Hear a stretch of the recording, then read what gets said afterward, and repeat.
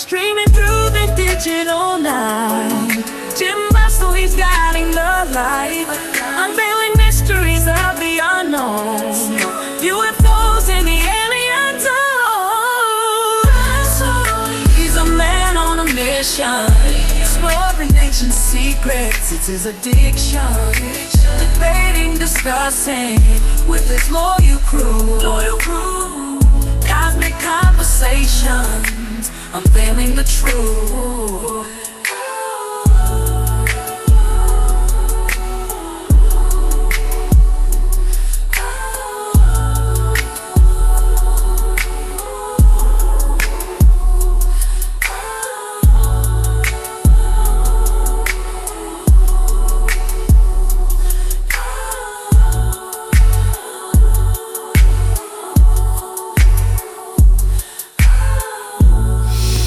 Oh shit.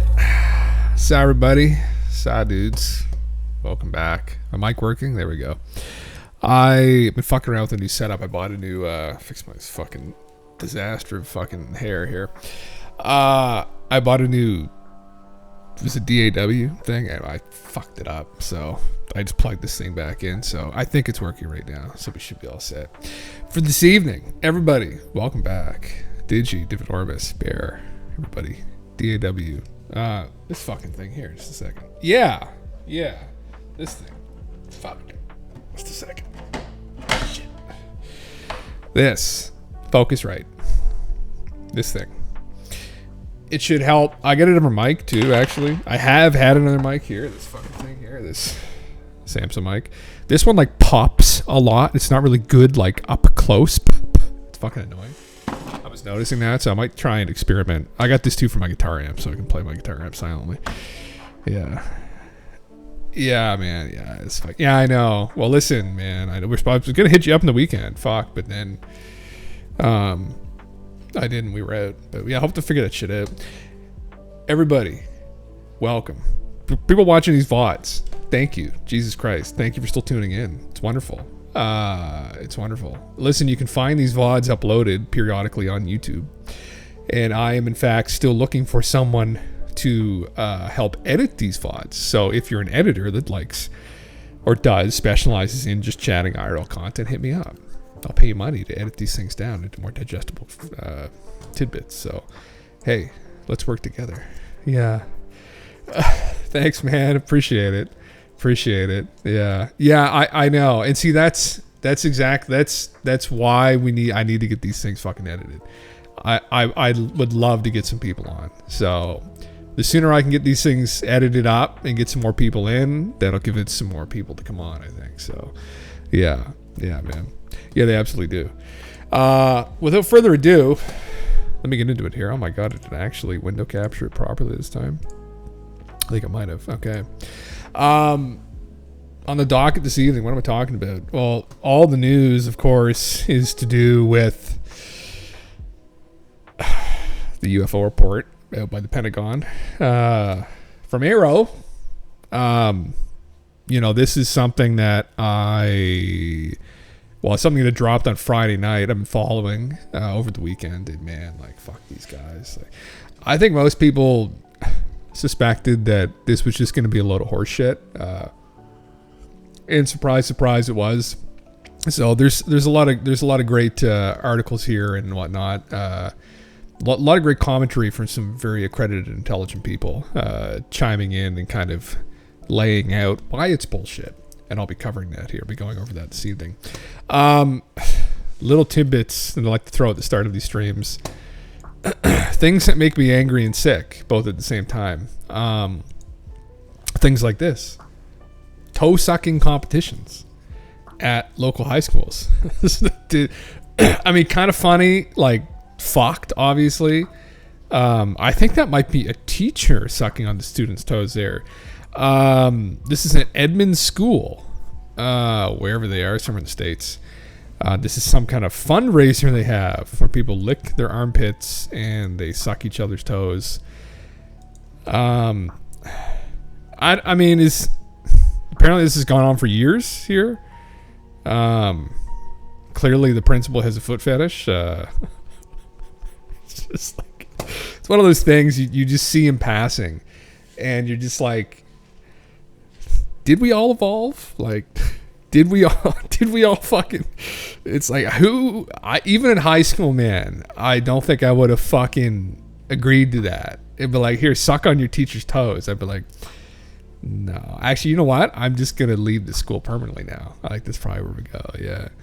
Some dark web foot fetish pedo forums. Oh, well, I imagine they would be, man, because like technically these students are probably like underage, which makes it even more fucking disturbing. Grammars, yeah, just fucked anyway. Like I'm just gonna move on from that probably.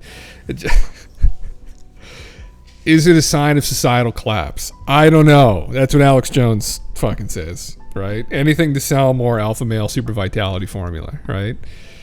But anyway, this is another thing here. It's kind of a little bit dark. It's really dark. There's a couple dark things, and this is absolutely not funny, this one. This is in Ukraine, just highlighting some of the fucked up stuff going on there. Again, it's like, this was a Western nation, bordering on an Eastern nation, I guess. But this woman's husband died in the war, and so at his funeral, the guy's brother showed up, and then the recruiters snagged him during the funeral. Horrible stuff going on right now there. Really, really, really bad, depressing shit. So anyway, when your governments here in the West are sending money there to fund this, you have to ask yourselves, are these people really looking for independence? Are they really willing to be thrown into the meat grinder over this? Or is there some other kind of agenda afoot? And clearly there is. You posted this, did you? I saw this on Twitter too. This is in BC. So in British Columbia, they've legalized all drugs in small amounts to try and combat the junkie problem there.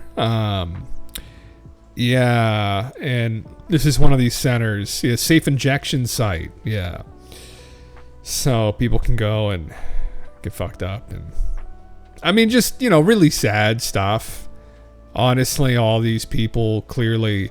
This is something that, from a distance, I think I was like this like years ago, where as someone who grew up very privileged in a very well-to-do area, not that I grew up like well-to-do, but the area I grew up in was like very wealthy. I wasn't really privy to this kind of stuff, so the perspective I had was like, this is kind of the perspective they kind of put in you in school. It was like, these losers that do these drugs, like they just want to get high. They're just losers. You find as time goes on that many people who end up in situations like this were abused as children, which is very dark. And that people that end up junkies and strung on drugs like this, many of them were sexually abused, violently abused, physically, emotionally abused. Very dark.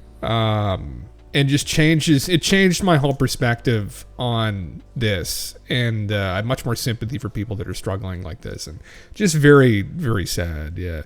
Or they can't escape for 6 months till they snap out of it. Yeah, man, that's the thing. It's like a mental health thing on top of everything else. It's clearly giving them a safe space and interventional services. Hopefully when they die, they don't hurt anyone in the process. Requirement of this to go to intervention. Yeah, man, yeah. Anyway, you cut it. It's kind of fucked up. I thought I'd pull that up there. I thought I would cover that a little bit. Yeah, kind of fucked up. People doing mental health facilities. Chop wood, cook, clean. Yeah, man. Well, coping mechanisms. Anything to get your mind off it. Yeah.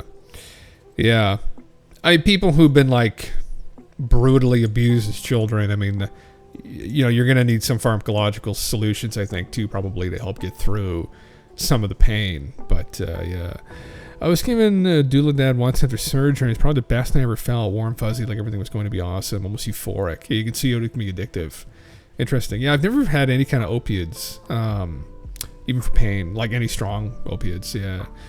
Down. Abuse is no job. With no excuse either. Play the courage and leave. Yeah, man. Well, yeah, as many people know. I mean, you never know what someone's endured. So, yeah. Speaking of enduring pain, fuck this guy, man. Oh my god. I have not disliked someone like this. I don't know if I've ever had a level of dislike that I have for this guy. He's such an absolute idiot. Yeah.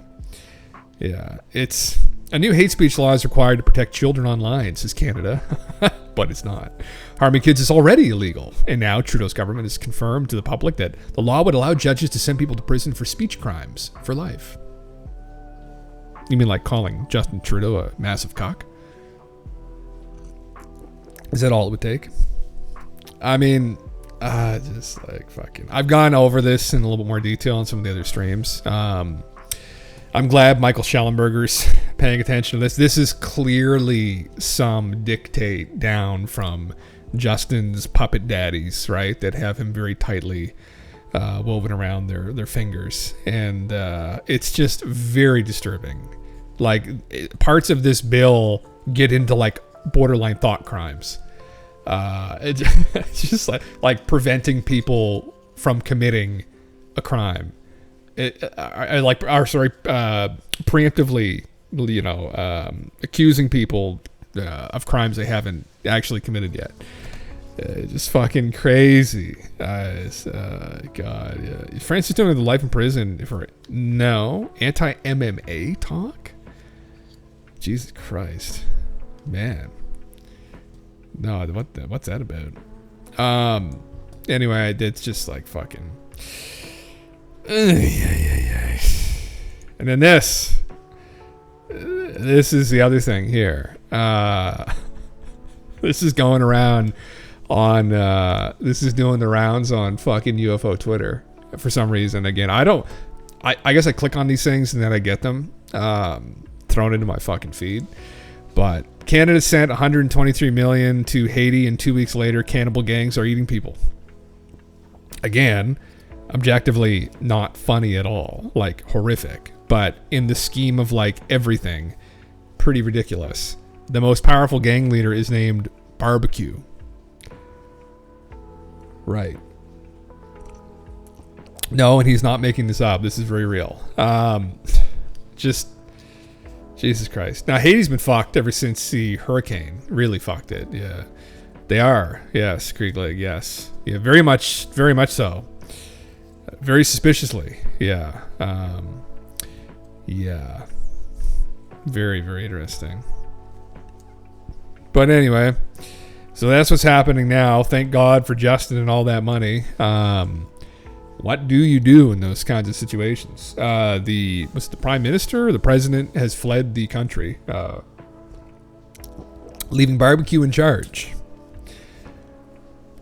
Fun times. I feel for the people that are living there. Fuck, man. Maybe just a couple years it'll be like that here, right? Couple big hurricanes, maybe solar flare, and then who knows what'll happen, right? So yeah. Man, they are eerie. Yeah, it's. I guess it was trending at one point. Now Orange Julius is trending. It's most people are paying attention to on Twitter, I guess, not fucking cannibal gangs in Haiti. Tailored to me specifically here. These kinds of things. Yeah. Anyway, again, that sucks. But there's tons of things happening in the world that suck. We don't need to focus on them too excessively. I just saw this literally like 5 minutes ago. I think you posted this Krieg League in the Discord, and then I ran into it on Twitter. So Boeing has had a lot of issues with their jets lately, just randomly falling apart on the runway. So not really surprising that we've had some people come out and blow the whistle on maybe what's been going on behind the scenes. I would suspect, just from being involved in the car industry, let's say, in dealing with new cars, that the production issues have still been going on. Quality control has been an ongoing issue since COVID. Having issues with new vehicles, parts, etc. I've heard tell of this, and I've heard tell that this is kind of gone beyond just the automotive industry into every single industry, because most of almost fucking everything is made in China, and things never really got back to like where they were in terms of quality. We've gotten back to like numbers somewhat, but yeah, the one thing is nuts. Yeah, I haven't had a chance to watch that. I checked that out when you posted that though. It looks fucking interesting. Yeah. Yeah. Let's hear it. Yeah. Did you? So I'll read this in the meantime while you're typing that. Boeing whistleblower found dead of self-inflicted gunshot wound in the U.S. This comes just a few days after ex-Boeing employee John Barnett began handling over key pieces of evidence in a lawsuit alleging the airplane manufacturer covered up safety concerns such as 1 in 4 oxygen masks installed were faulty and would not work during emergencies. Workers being told to deliberately fit substandard parts, such as ones in scrap bins, to aircrafts in order to hurry up production due to COVID. No doubt. General safety measures being ignored by under-pressure workers. Mr. Barnett's death must be thoroughly investigated. What in the hell is going on? Well, it sounds like what was his name? Joel John got himself tousled up in big old conspiracy, and that was here in Ethiopia there. Holy fuck. When did that blow up? That was the door that ripped off. Man, like, everything just went back to normal, right? Everything just went back to normal. Or did it? Are we slowly just realizing that it didn't? Interesting. Never stop asking questions. He's got a live space here. Yeah. I mean, would Boeing execute someone? Sounds kind of crazy, right? It's like any other company. Like, would McDonald's kill someone? Would Ronald kill? No. But, you know, these companies are complicated. They're owned by a bunch of unscrupulous characters. And if someone goes and tries to tank the fucking stock, they might just be like, no, goodbye, right?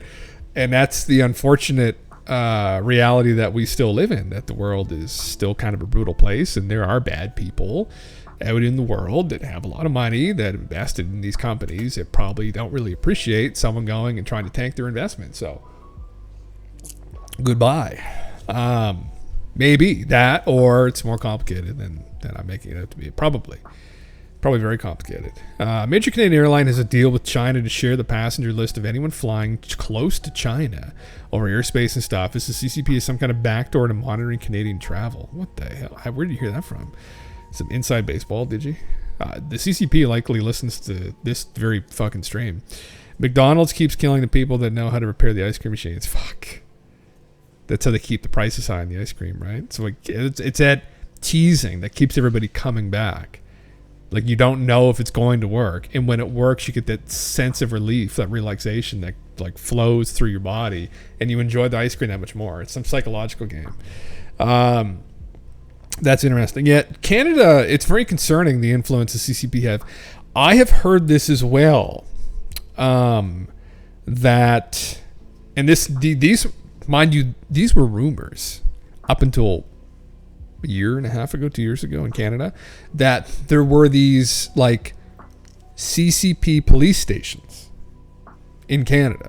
So there were these groups of Chinese government like agents that would go around and harass Chinese Canadians who were maybe talking shit about the government, etc. Maybe they were involved in a committee, human rights committee, that was looking into like some of the shit that's gone on in China under the CCP, and that they were getting harassed by them, like their place of work, their identity was stolen, like all this fucked up stuff to try and ruin their life. And they were convinced that they were being like gang stalked by people from China within Canada. This ended up being fucking true. Couldn't believe it. This was actually true. And this was covered in the House of Commons in Canada, that they were like, oh fuck, yeah, like there are these like literal police stations, these CCP police stations in Canada. And then nothing else is really talked about after that. And I was like, are you people all right in the head? And then I realized very quickly, no, you're all fucking insane, unfortunately. And then you just retreat back in the little bubble that you live in. But pretty fucked, honestly. So they just go around harassing people at will here. So wonderful. And then all the accusations of Trudeau being involved with the lab leak scandal here, and a bunch of other donation scandals to do with China, and then one scandal involving potentially the CCP interfering in our last election to help Trudeau win. Fuck, man. Anyway, so Yeah. Anyway, just don't fly on planes, I guess. TLDR. Stay out of the air right now. The air's not safe. Air's not safe. Water's not safe. Cars aren't safe. Fuck. It's just a dice roll. Astromir, welcome. I'm going to talk about UFOs in a second. Some of the lads were posting about this in another little group I'm in. I thought this was kind of fun. So this is a Monroe Institute. I didn't realize they still had a fucking website, actually. Had no idea. They even have a meditation app. So for people that aren't familiar with this, the Monroe Institute, it was started by Bob Monroe, and they were like an offshoot of SRI. They dealt with a bunch of remote viewing. They worked with the government, the CIA as well, I believe. And one of the people they worked with, unfortunately, was Uri Geller, Mr. Spoon Bending himself. And supposedly, on the Monroe Institute's website, they have a Spoon Bending 101 course that you can take for 5 hours, and it costs $210 American. So like $20,000 Canadian, roughly. Witness a physical manifestation of your focused energy as you learn to effortlessly bend metal spoons along with others in this online virtual event. This feat requires no physical strength and is the ideal way to expand and stretch your energetic manifestation abilities. We'll be using Monroe sound science audio supported meditations to help you reach a powerful place for manipulating matter. Can I turn my copper into gold, guys? Is that possible? By using your intention to bend spoons, you'll better understand your own innate ability to influence time and space, which you can apply to other situations in your life. So I wasn't sure if this is like some kind of like, haha, like you'll try and bend the spoons, but what you really realize is you actually have control over your life. And they're like, oh my God. And then the people forget about the fact they paid $210 to try and bend their fucking spoons. I don't know. So you had to be 18 years old. I don't know why that's a prerequisite. It's a half-day real-time interactive online event which takes place during the times listed below. If you're booking a spoon-bending date not in your local time zone, it'd be 5 hours long. You need internet connection. Yeah. So if anybody wants to do this, see, if I had money, if I wasn't poor, if we can get the fucking stream to take off, 100% I would do this live on stream. Yes, I would probably get banned from the Monroe Institute for life after live streaming the fucking event, but you better goddamn believe I'd do something like that. I think that would be so fun. What if the fucking spoon started to bend? What would we do? I don't even know. What would I do then? I don't know. I can tell you with almost 100% certainty, it's not going to bend. But who knows what might happen? Maybe there will be some kind of mystical experience. There's some interesting connections with Uri, the gentleman who wrote the book. Uri was a very serious researcher of Psy. So Uri Geller, yeah, people that don't know who Uri, sorry, I say Uri Geller, he's famously known for bending spoons. Now, it should be said that Uri, he's 77. Holy shit, he does not look 77. Does that guy look 77 fucking years old? I mean, what's his goddamn secret for staying young here? It's like Jacques Vallée. Goddamn. It should be said that he worked with Hal Puthoff and Russell Targ at SRI for a little bit. And they found some fucked things about him. Kind of similar to Ingo Swann. There was some strange things that he did with their equipment. Kind of similar to what Ingo did. I think Hal had said he saw him bend a spoon once, but I don't know if I buy that, man. That's one of those things. Like I got to be in the room with a bucket of ice cream, with a bunch of spoons, and Uri's got to bend them right in my hand, or I'm not gonna. You can't expect someone to believe that. But anyway, there's something to his claims of being psychic. That's quite the car as well. Holy fuck! So he welded a bunch of bent spoons to his car. Looks like a Cadillac. Interesting. I would agree, Will. Yeah, there is something to him Now, whether there's something to the spoon bending, that's another question. Yeah, I think the same, David Ormus. Yeah, he constantly posts known debunked UFO videos on his Twitter and says things like, how could the government not know that they're real? Like, how could they?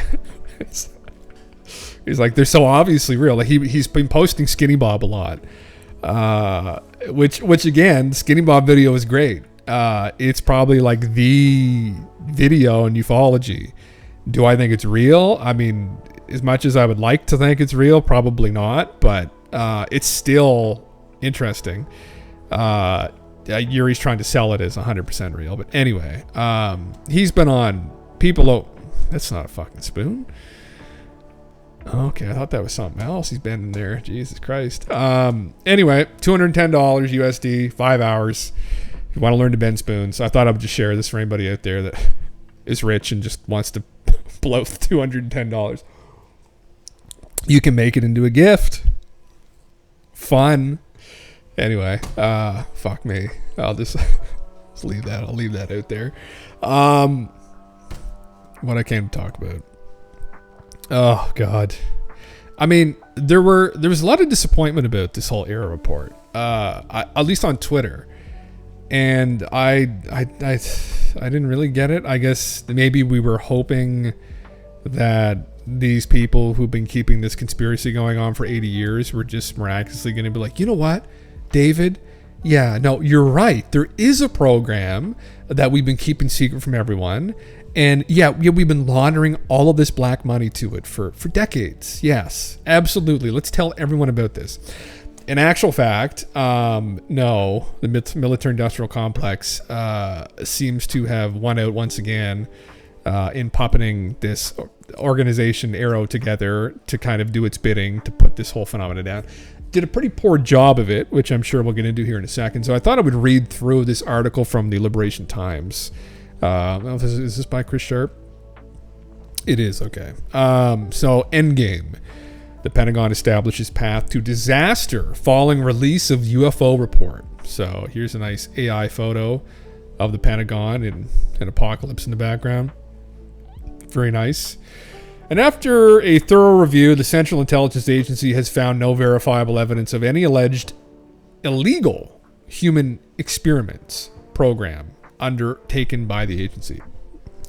In an alternate universe where the CIA was asked to investigate itself following the allegations relating to the MKUltra program, history may have played out differently. Crimes were only uncovered through the courageous efforts of investigative journalists and democratic representatives. The courage of a few good representatives remains strong today, but sadly, the same cannot be said for journalism. How the media advanced the Pentagon's UAP narrative with zero scrutiny. These days, publications like the New York Times are more inclined to do the CIA's bidding in exchange for access, rather than independently scrutinizing the powerful. True investigative journalism in old media is dead. On the 6th of March 2024, hand-picked friendly journalists sold their souls to the Department of Defense by participating in a secretive press briefing and agreeing to a restrictive embargo. The excessive secrecy and coordination were reminiscent of a military operation. The reason? Because the DoD claims it has conducted a thorough investigation into allegations of illegal activities concerning unidentified anomalous phenomena. The outcome? The DoD, as detailed in the report, cleared itself and the intelligence community of any wrongdoing or cover-ups. Journalists from renowned publications such as the New York Times and the Washington Post, known for their history of exposing scandals like MKUltra and the Pentagon Papers, eagerly broadcasted the DoD's propaganda, a departure from their traditional role of holding the powerful to account. Oh, my friend, those days have long come and gone, though. For them, the DoD is seen as an authoritative, perhaps trustworthy source. The same DoD which misled Congress about U.S. bases in Africa. The same DoD which misled the American public and allies over the case for the Iraqi invasion. Yes, the same DoD which misled Congress on the topic of military sex assaults. The same DoD which has failed 6 audits in a row. When it comes to UAP military witnesses, military witnesses have spoken out about unknown craft with unexplainable characteristics representative of breakthrough technologies. The same DoD which misled Congress on the topic of military sex assaults. The same DoD which has failed 6 audits in a row. When it comes to UAP military witnesses, military witnesses have spoken out about unknown craft with unexplainable characteristics representative of breakthrough technologies. We took a look, and guys, we're proud to announce we've done nothing wrong. That's essentially it. You're letting the criminals investigate themselves and come to a conclusion. Of course they're going to clear themselves. Yeah. Highly clear whistleblowers with nothing to gain have sacrificed their careers to expose illegal programs which involve retrieval and reverse engineering of non-human materials and biologics. Allegations from former senior intelligence official David Grush were deemed credible and urgent by the intelligence community's inspector general. Despite the DoD's questionable track record and the credibility of the allegations and witness accounts, mainstream journalists threw whistleblowers and witnesses under the bus. Instead, journalists blindly follow the DoD's narrative. Because of the strict embargo imposed on journalists regarding the briefing report, UAP advocates and whistleblowers were deprived of the opportunity to respond. Publications hurriedly released the DoD's conclusions once the embargo was lifted. Journalists who were not initially invited to Wednesday's briefing with Tim Phillips, the acting director of the DoD's UAP office, also known as the All-Domain Anomaly Resolution Office, were later granted the chance to preview the report before its release. Liberation Times opted not to engage with the DoD on ethical grounds. The AARO has always committed to conducting its work with transparency. It was a key pillar for its creation. However, its choice to issue a report that exonerates the DoD through overly controlling press tactics starkly contradicts any ideals of transparency or balance. That's no surprise. Transparency takes a backseat when it comes to serving the DoD's best interests, particularly in cases involving potential illegal activities. So the AARO's flawed investigation. The investigative approach adopted by the AARO entailed questioning individuals suspected of involvement in unauthorized activities, particularly relating to the recovery and reverse engineering of non-human materials. The AARO accepted these individuals' denials at face value.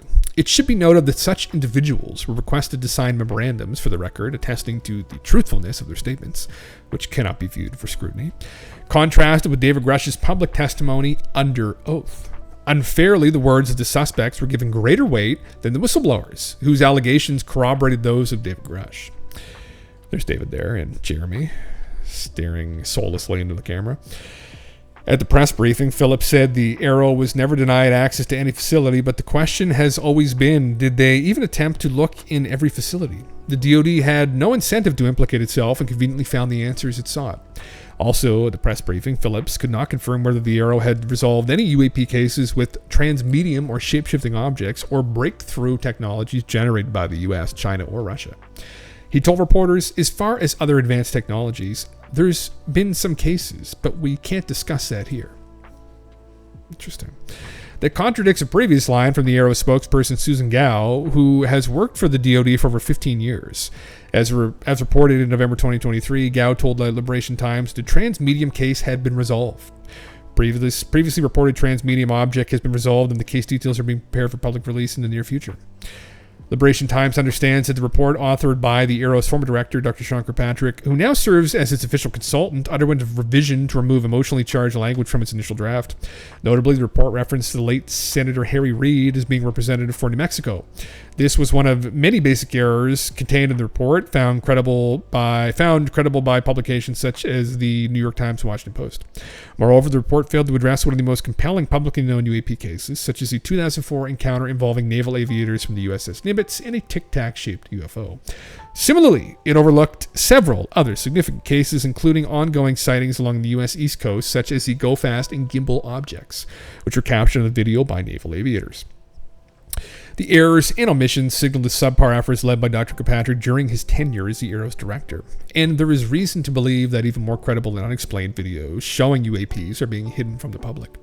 As one intelligence source told the Daily Mail in 2022, there are shitloads of classified videos that are pretty profound and pretty clear.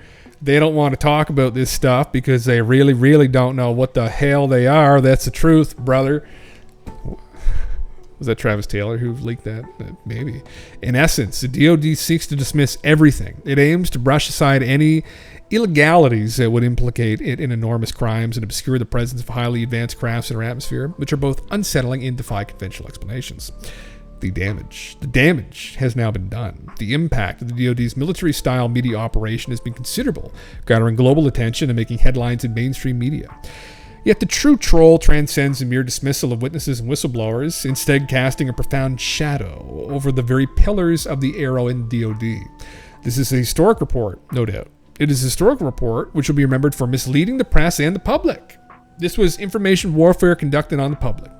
Another factor ignored with the report was an allegation made by Dr. James Lakatsky, who led the Advanced Aerospace Weapons System Applications Program. Lakatsky co-authored the book Inside the U.S. Government Covert UFO Programs Initial Revelations, describing alleged exotic craft of unknown origin, which the U.S. government was able to access. This craft had a streamlined configuration suitable for aerodynamic flight, but no intakes, exhaust, wings, or control surfaces. In fact, it appeared not to have an engine, fuel tanks, or fuel. Lakatsky asked, what was the purpose of this craft? Was it a life support craft useful only for atmospheric reentry or what? If it was a spacecraft, then how did it operate? Sounds like the fucking Bob Lazar sports model. Interesting. The key phrase used by Lakatsky was unknown origin, a key term stripped of any meaning and effectiveness from the gutted UAP Disclosure Act, posed by Senate Leader Chuck Schumer. Unlike the AARO, the UAPDA specified that legacy UAP programs included those which collected, exploited, and reverse engineered technologies of unknown origin. The definition for technologies of unknown origin contained within the UAPDA was as follows: any materials or metamaterials, ejecta, crash debris, mechanisms, machinery, equipment, assemblies or sub-assemblies, engineering models or processes, damaged or intact aerospace vehicles, and damaged or intact ocean surface and undersea craft associated with unidentified anomalous phenomena or incorporating science and technology that lacks prosaic attribution or known means of human manufacture. That'll cover all of it. Something not cited in the AARO's investigations or testimony given by those suspected to be involved with such programs is whether any technologies of unknown material existed. The ignorance of this term may come back to bite the AARO and the DoD. There are further revelations poised to embarrass the DoD and undercut the credibility of the AARO's report. These may surface in the ensuing months from first-hand witnesses who chose not to engage with the AARO. A crucial question to ponder is the response of the Office of the Director of Naval Intelligence. Stacey Dixon, the Principal Deputy Director of National Intelligence, oversees the AARO alongside Kathleen Hicks, the Deputy Secretary of Defense. The Intelligence Community's own Inspector General has found the allegations of illegal UAP programs made by David Grush to be both urgent and credible. This puts the ODNI in an uncomfortable position. Following a recent meeting with Inspector General, an entity possessing considerable greater authority, resources, and investigative prowess in the AARO, Representative Moskowitz, disclosed on X, based on what we heard, many of Grush's claims have merit. Yeah, that's pretty heavy.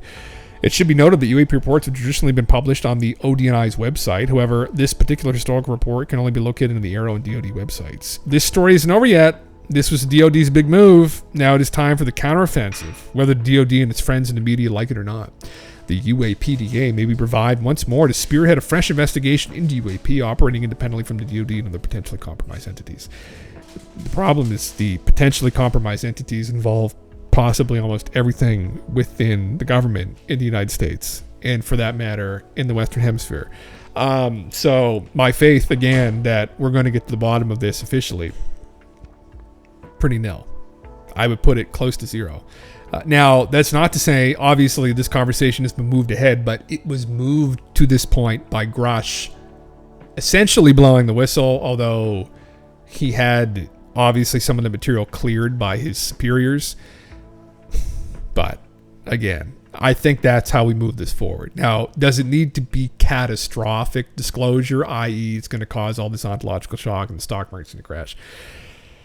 Hopefully not, but hey, that depends on how bad it is. If the aliens are taking people in the woods late at night, then fuck, we got big problems, right? Hopefully not. Maybe. Going through some of the other things here. I'm going to jump around a little bit because I kind of want to go over to this breaking direct from Sue Gao. These are the reporters in attendance, so people know. So the attendees were Brandy Vincent, Defense Scoop, Dan Lomoth from the Washington Post, Oren Lieberman from CNN, Todd Lopez from Defense News, Jeff Shogol from Task and Purpose, Luis Martinez from ABC News, and Lee Hudson from Politico. Where was Alex Jones in that fucking line? They never invite Alex to any of these fucking briefings. Why not? Alex has something to say. They just don't want to get exposed. They don't want the hard question. They don't want the screaming, probably. Hi, Sue. Now that the report is out, can I get a full list of media in attendance? This is from Steve Sprague. Interesting. So this is not. So I'll kind of get into some of the responses here to this. Where am I going to go now? We'll get into a leaked list that came out of all the people involved in the report, which was a big boo-boo, big oopsie by these people. So I'll read Eric Weinstein's retort to this because I like Eric. Eric's a fun guy, smart guy. Many of you are asking for my reaction regarding the just released DoD Air report. There is much to say. I want to think carefully before saying more. I am not unsympathetic to U.S. national security needs in this. In February of 2023, Joe Rogan invited me for 4 hours onto the world's largest English language program to describe in detail the mystery of potential U.S. government involvement in UFOs in post-Einsteinian physics during the mysterious golden age of general relativity. It has been seen and discussed by millions as expected. I was thus eager to see how thorough this report would be by combining it for search strings raised in my research. References. So these are all people that Eric tried to search through the report. And as you can see here, many of these names did not pull up any results. Wright-Patterson Air Force Base mentioned once on page 18. Physics mentioned 5 times. And pretty much gravity mentioned once. Other than that, conclusion, this report purports to have studied the questions raised surrounding UFO UAP-related research of the U.S. federal government. It, in fact, appears to have studied a carefully chosen subset of the claims selected from among those which appear to have mass appeal to the so-called UFO community. It completely, or near completely, avoided reporting on all questions surrounding issues which have been raised in serious research by PhD-level researchers who have raised scientific questions in this area. This continues a pattern of using PhD-level government scientists who appear to avoid the actual research questions, most likely to involve sensitive special access programs and stovepiped research, which are compartmentalized by design. Whether the omissions are due to issues of avoidance, misdirection, example so-called limited hangout strategy, ignorance, or incompetence cannot be discerned from the information given. Recommendation from Eric. It is simply not possible to treat the current AARO report as historically complete or comprehensive.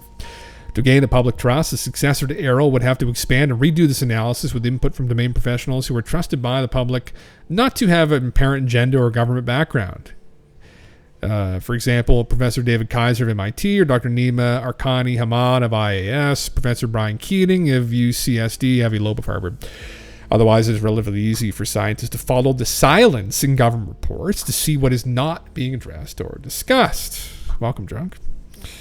Yes, I avoid SCP. It's not fun to work in, and everyone are assholes. Oh, actually, different arms. Jesus Christ.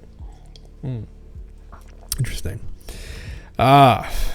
So, very interesting. Note, above reference to the work of Professor Kaiser in the Joe Rogan 1945 episode are included to establish that both are in the public domain, independent and high levels of agreement, that there was ample time for AARO to investigate these claims, which appear not to have any impact. That's saying it mildly. It says, I don't have a dog in this UFO NHI fight. I do have a dog in the don't gaslight the public by invoking scientists and scientific credentials fight. Do government PhDs really believe it's a good idea to lie, to ignore their colleagues with comparable skill sets and training? Again, how free are they to speak freely? It's how pervasive is the conspiracy, I guess, and how deep does it go? How nefarious is it? Right? We obviously don't like to contend with these things, but there's you gotta, as Chris was alluding to in the Liberation Times article, like the DoD was involved in green lighting the invasion of Iraq under a false pretext of weapons of mass destruction, right? So that resulted in the deaths of a lot of people, and that's some evil there, I think, at play, definitely. Absolutely.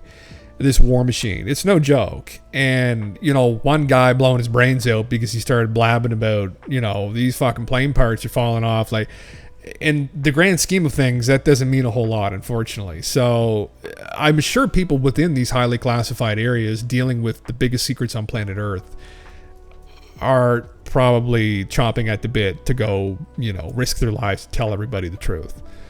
So they'd probably be more than willing to just kind of toe the line and shut up. And maybe if it's that bad, we don't know, right? Like, I do feel that we get disclosure. We'll get to jump like Sam Becker to the right against once went wrong. Beckett, guys. Octopus Murders goes into this heavily. Oh, does it really? Yeah. I'll have to check that out, man. Yeah. It's just it's a part of reality. I think most people just don't want to contend with, like corruption and the kinds of people involved in corruption. Yeah, SCPs usually are inside open storage type vaults, no electronics allowed, man traps, overzealous security, and people who work in it all think they are working at Stargate Command or something and are arrogant, belittling, and just not nice. Just because they work with some XYZ super secret thing, they think they are better than normal civilians. I guess that's, well, even in the military too, I know I've run into people who they have that kind of mindset where they're like, you're a civilian, I'm military. It's this way, like we're very tribal creatures and we engage in tribalism in many different formats. Like you go to big sports games, you see this too. It's like people like spitting and screaming at the other team, right? Or the people representing the other team, like just genuine hate. And they get in fights, beat the shit out of each other. Like it's fucked, man. Tribalism is a huge problem, right? It's that problem where we forget, as smart as we think we are, at the end of the day, we're like 99% monkey, and it's just fucking, it's hard to just realize that. Sheehan called up Dr. Kirkpatrick and says he had access to microfiche and saw pictures of classified Blue Book pictures that showed retrieval. Oh, fuck. I've got that up here, actually. Drock, I'm going to go over that here in just a second. Where is the... I'll just have to pull it up from this thing here. Yeah, here's right here. I'll read through Danny's post. Yeah. Can't beat him, join him. Yeah. He says he told Dr. Kirkpatrick and then he's lied about it. Oh, Jesus. Yeah. Yeah. Work politics is tribalism minified. Yeah. It's actually a very good point. Humans tend to always segregate themselves into groups and set themselves apart. I find that, man. And I've heard that from other people. And I've seen that in, other areas of my life. I was in the military. I saw that in academia, honestly, where, different disciplines, obviously, people in philosophy tend to fall on certain spectrums, I find, and I think maybe you think that you're like, and again, the super group, and we're thinking about like, these really complicated ontological concepts, and it's like, and then it's like we have to go outside, and we're like, oh fuck, it's like, oh, my tire went flat, oh, I'm not so smart anymore, like I don't know how to change this. It's like, oh my god, wait, like, anyway, yeah. I've just observed that over the years in many different areas. So where it's people we get very tribal. We do segregate ourselves, man. It's very sad. It's very sad. We forget that we're just all people sometimes, and we all have our strengths and weaknesses too. We all have something to contribute. We're all unique. Every single one of us is literally unique. So anyway, you think it's it definitely, man. It could very well have, right? Because it has probably pushed the buttons in some people who have been on the fence about whether or not they should say anything. And that was kind of my hope. Maybe my hope lies personally, solely in people catastrophically leaking something. And I hope it doesn't lead to an actual catastrophe, but I hope it's catastrophic for this establishment and this cover-up that's been ongoing for so long. I mean, it's hard to digest it, but 80 years. And really, it's more than 80 years because we have anecdotes potentially implying that it goes back to like the early 1900s. So you're looking at like 100 years of a cover-up of this stuff. And it doesn't really, that doesn't really surprise me. When you think of, for instance, I'm not a fucking archaeologist, right? Like, even I'm memeing all the ancient aliens shit, I'm not a fucking archaeologist. It's pretty clear, I think. But you hear of stories of other cultures coming in. So you can look at the Vatican even going in, and the first thing that they do when they uncover any evidence of, maybe a previous culture or a religion that could threaten their own, right? They cover it up, they destroy it, they burn it. So if you're this power structure in the West, or you're this government power structure in the United States, and you start uncovering that, like these are these really advanced people from other places, and like we don't really want to rattle that cage. We want to keep everybody calm. We want to remain in control, at least the people at the time that were in control of the government. And I think that's kept on rolling forward, where you just don't want to upset, you don't want to rock the fucking boat here. And so I get why it's happened, but at the same time, it's just, I think, created so many problems. It's held us back so much. If in actual fact that we have recovered craft and whatnot, and it goes that far.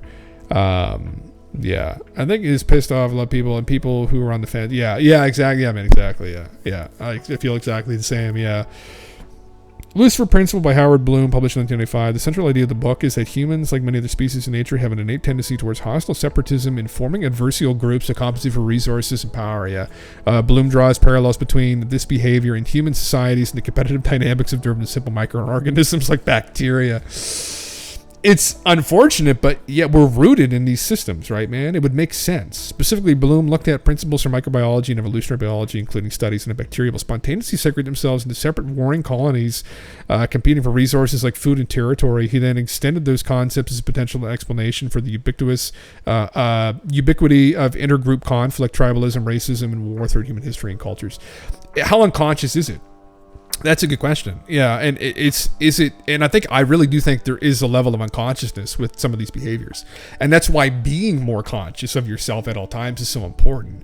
Of all your behaviors, of just being more conscious in general, right? Being more introspective about yourself, your character, and maybe watching those kinds of behaviors, because I think they're innate in all of us, and not segregating yourself into these little niche groups. And you know, inevitable. I mean, I think we all. I'm a fan of archetypes, right? And a huge fan of archetypes, like in fantasy, but even in the real world. I think we all definitely fall into these different kinds of personalities that specialize in different areas. Whether you're like the rogue or the wizard or the warrior or the priest, whatever, right?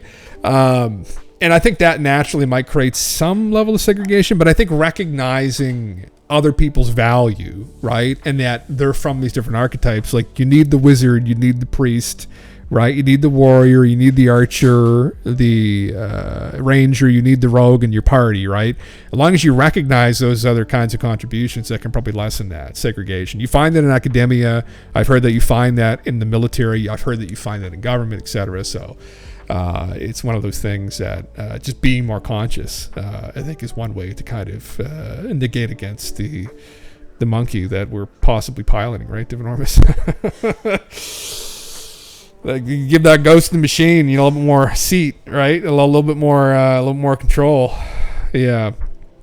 Very interesting. You've limited resources. In many cases, humans have been able to provide an abundance of those, but these instincts create division among the other, regardless of the dividing line. It's how we've been able to find survival up until this point. Humans may not be biological programmed to deal with an overabundance of resources.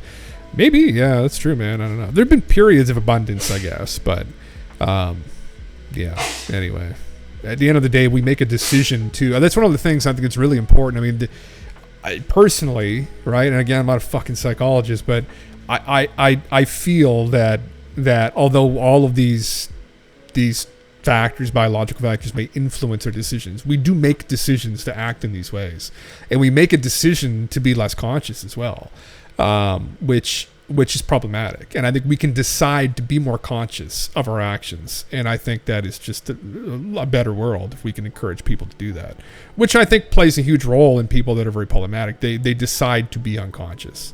They decide to let these behaviors kind of take them over. And obviously, some people have more trauma and issues than others, and this comes out more readily. But I think making the decision to be conscious is important. Yeah. And this is Dan Sheehan's reply here. This is his open letter. Maybe I'll read that instead, actually. Let's do that. Okay, this is from his institute. So, New Paradigm Institute. Open letter from Daniel Sheehan, President and General Counsel of the New Paradigm Institute, responding to Dr. Sean Kirkpatrick in the All-Domain Anomaly Resolution Office's March 8th, 2024 air report to Congress. As, point one of the attorneys for the New York Times in the 1971 Pentagon Papers case have publicly revealed the systematic lying on the part of 4 successive American administrations to our people and to our American Congress about the causes and conduct of the Vietnam War. chief counsel in both the 1975 Karen Silkwood case and the 1979 Three Mile Island case that together revealed the systematic lying on the part of the Federal Nuclear Regulatory Commission about the safety of the 1960s and 70s private nuclear industry.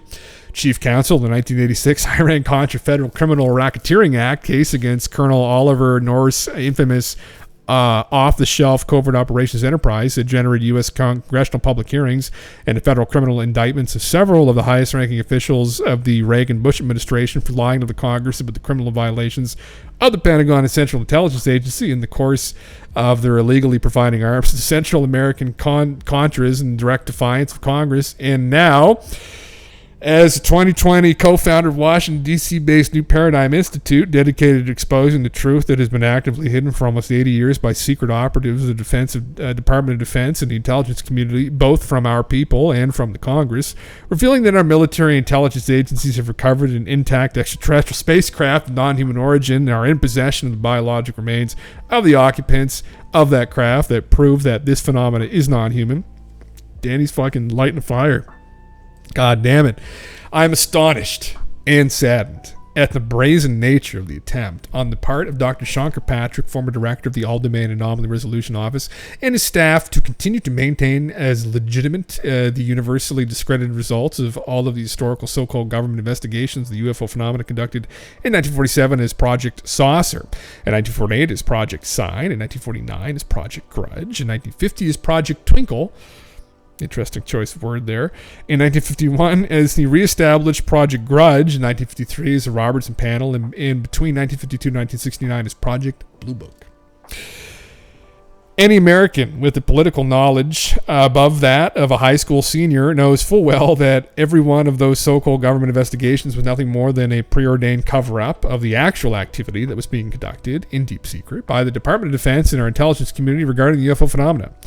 Dr. Kirkpatrick and his associates in AARO are sadly continuing that long national security state tradition of actively lying to Congress and to the American people through the release of their March 8, 2024 report on historical record of U.S. government involvement with the unidentified anomalous phenomena.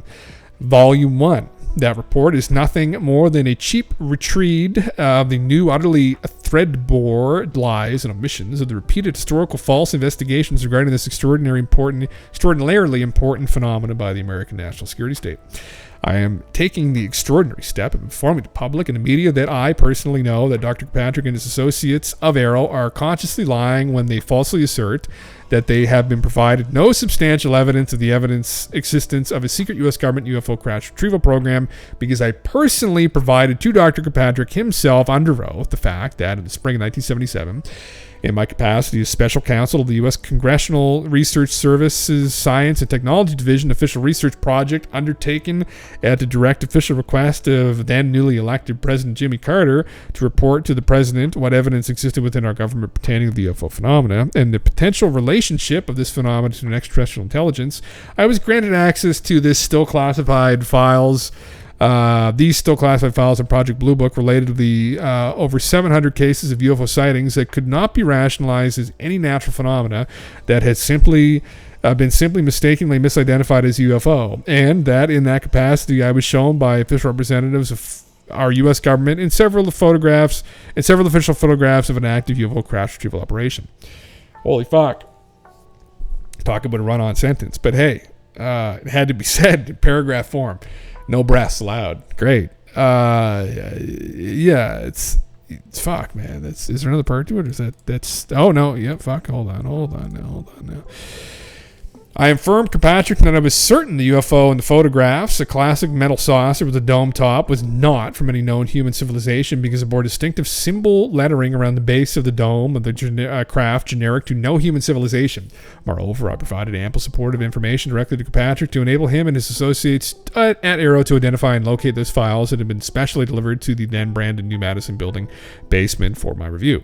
If Kirkpatrick and his staff had made even the slightest good faith effort to deny and recover the cache of specific official U.S. government Blue Book files specifically delivered to Washington for my inspection, they would have had the proof they now deny having found.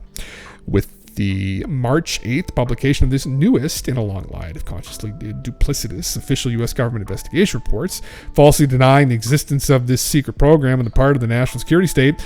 The time has finally arrived for our elected representatives in Congress in both the House and the Senate to stand up and fulfill their constitutional obligation to us as American citizens to bring this lying, secret national security state finally to heel and pass into law the 64-page UFO UAP Control Disclosure Act that has been unanimously passed by every Republican and every Democrat U.S. Senator in the U.S. Senate Select Committee on Intelligence.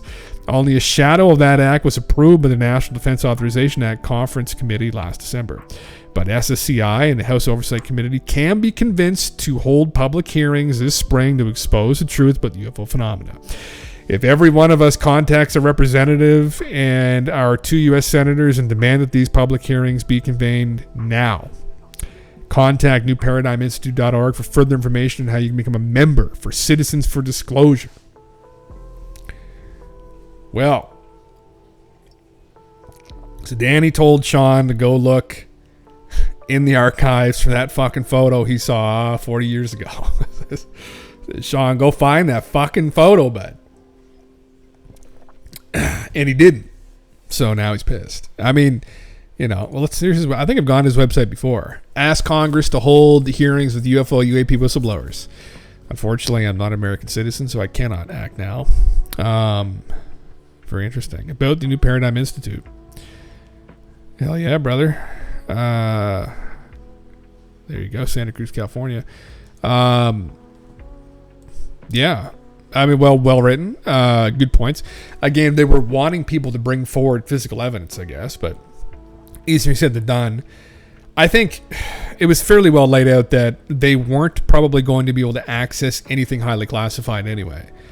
So they were looking around in areas where there wasn't going to be anything.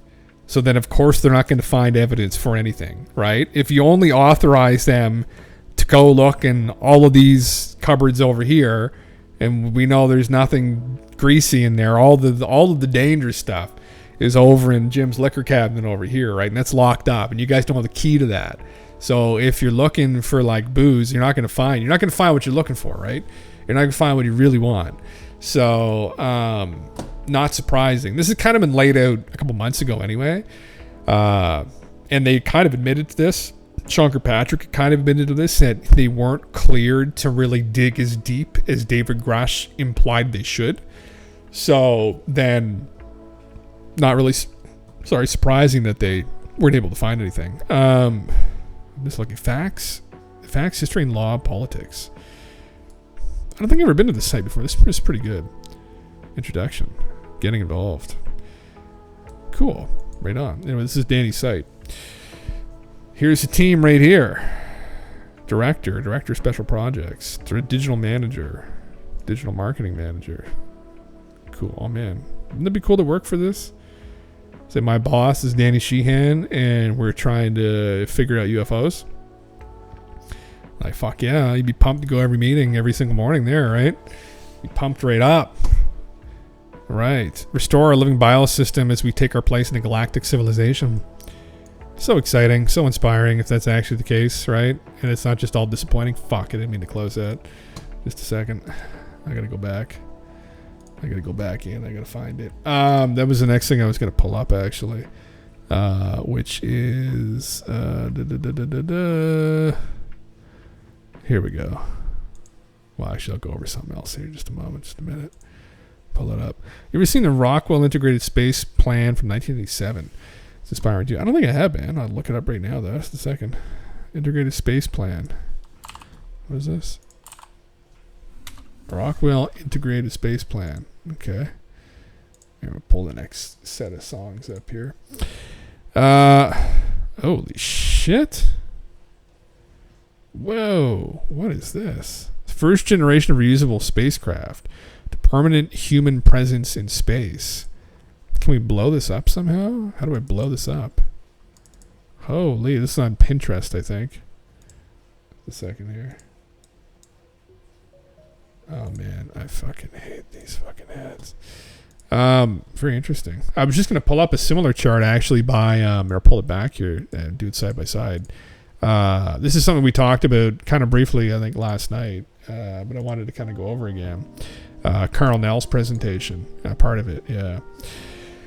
Oh, nice, thanks, man. Yeah, I know, right? Yes, I know you banned my account, you fucking idiots. Oh, here it is right here, okay. The American Space Shuttle, Challenger. So they're going through the whole list here. Space Shuttle, 1988. The permanent human residency in space. Propulsion systems. Does this go like right down to, holy shit. Moonport expanded location. Amorph cell and support structure. Indigenous resource habitat construction. Holy shit. It's a black and white version and you can zoom in on a high resolution view. The dates are on the right side of the diagram.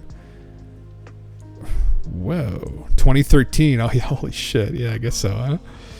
Okay. Routine access to space achieved 2013. Yeah, second generation reusable spacecraft. Humanity commands unlimited material resource from the moons and asteroids 2023. How disappointed they would be knowing what's going on now. Unlimited safe solar energy for Earth. When did we become gods? What year is that? Human expansion into the cosmos begins 2100. Jesus. Zoom out here. That's how complicated it is. Holy. Interstellar traveling world ships. So building like Death Stars and shit. And flying through space in them. Fuck, man. That's pretty sick. Yeah. Some say this was the plan that was followed by the secret space program, breakaway civilization that left us all Terra humans behind. Very well could be, man. Who knows? Maybe there's another race of humans out in the solar system too, and maybe that's kind of what happened very early on. Maybe they're from Earth. I don't know. Who knows? Gaia proliferates. Software developer handed me. If a software developer handed me a data mapping program with this many overlapping lines, I'd be liable to flip the table upside down. Yeah, fuck, man. It's pretty in depth. It's trying to predict like how far, like how long it's going to take for us to progress. It's very sad to think maybe that, you know, here we are sitting in 2024, way behind schedule of what some of these people had imagined. And the only thing potentially holding us back from moving forward down to the bottom of this graph are a bunch of fucking idiots that are afraid to be exposed for the dumb stuff they did. You know, if fear is holding us back from moving forward. If they have these craft, and I would bet probably they've had absolutely no hope in trying to back engineer them, if that's the case. What's holding us back from progressing is just their fear and their ignorance. We could give it to the world, and I'm sure at some point we could make some progress from it if we just open it up to everyone. You know?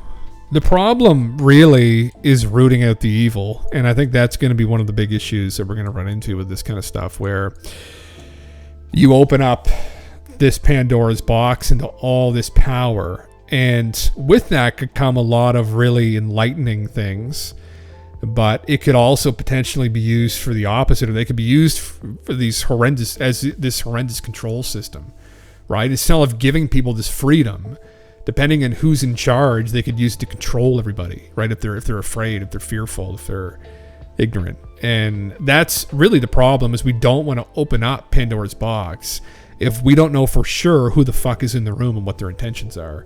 And that's part of the problem I think we're having right now in the West with our democracies, is there's a lot of people who just kind of want everything to be okay, and it's all right, just be happy, it's okay, it's not on fire, right? While they're burning. And it's like, man, you got to wake the fuck up. You got to wake up, because we need to reckon with that. And that's a harder thing to reckon with, because that's been our problem as a species since day one, is reckoning with the assholes, right? That will undermine, subvert people, and play these dangerous little games, and just live this evil service to self lifestyle, and kind of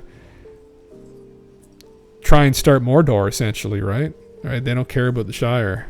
They just want to empower and control them. That's very much, I think, a part of our society now, unfortunately. And like, how do we separate it from that? Maybe that plays a role, actually, in why the phenomena refuses to engage with us consciously, if it's an actual fact here. Maybe it's our society to some degree is too far gone, and what they're waiting for is for it to collapse before engaging with us. maybe that's something to do with it, right? I mean, maybe they see the writing on the wall, like they see the military-industrial complex and the strength of it, and they're like, there's no way we're giving you guys anything serious to play with. We'll throw you some toys you can't understand and you can fuck around with, but we're not going to give you Pandora's box because we don't trust you. You're going to be a liability to the galaxy, right? You got to figure these people out first, right? And that's something we haven't really done yet still. I mean, I hate to bring this up. This is like a classic meme, but look at Epstein. Look at Epstein's Island, right? And anyway, one of the reasons I enjoy the TV show For All Mankind, which shows an alternative, more optimistic alternative timeline, we prioritize profits and returns to investors for the few instead of the salvation, enlightenment, and freedom of humanity as a whole.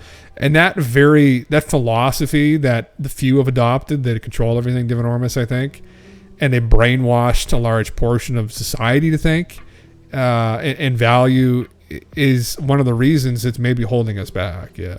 I'm at a point where I prefer the problems that come with the truth rather than the problems we have now based on lies. I think I would have to agree in that I think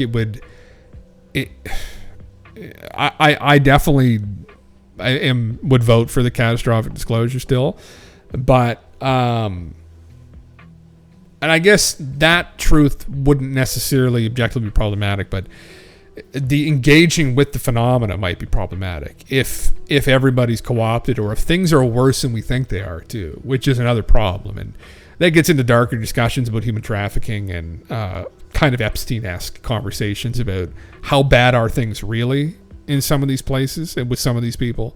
How bad have things actually gotten?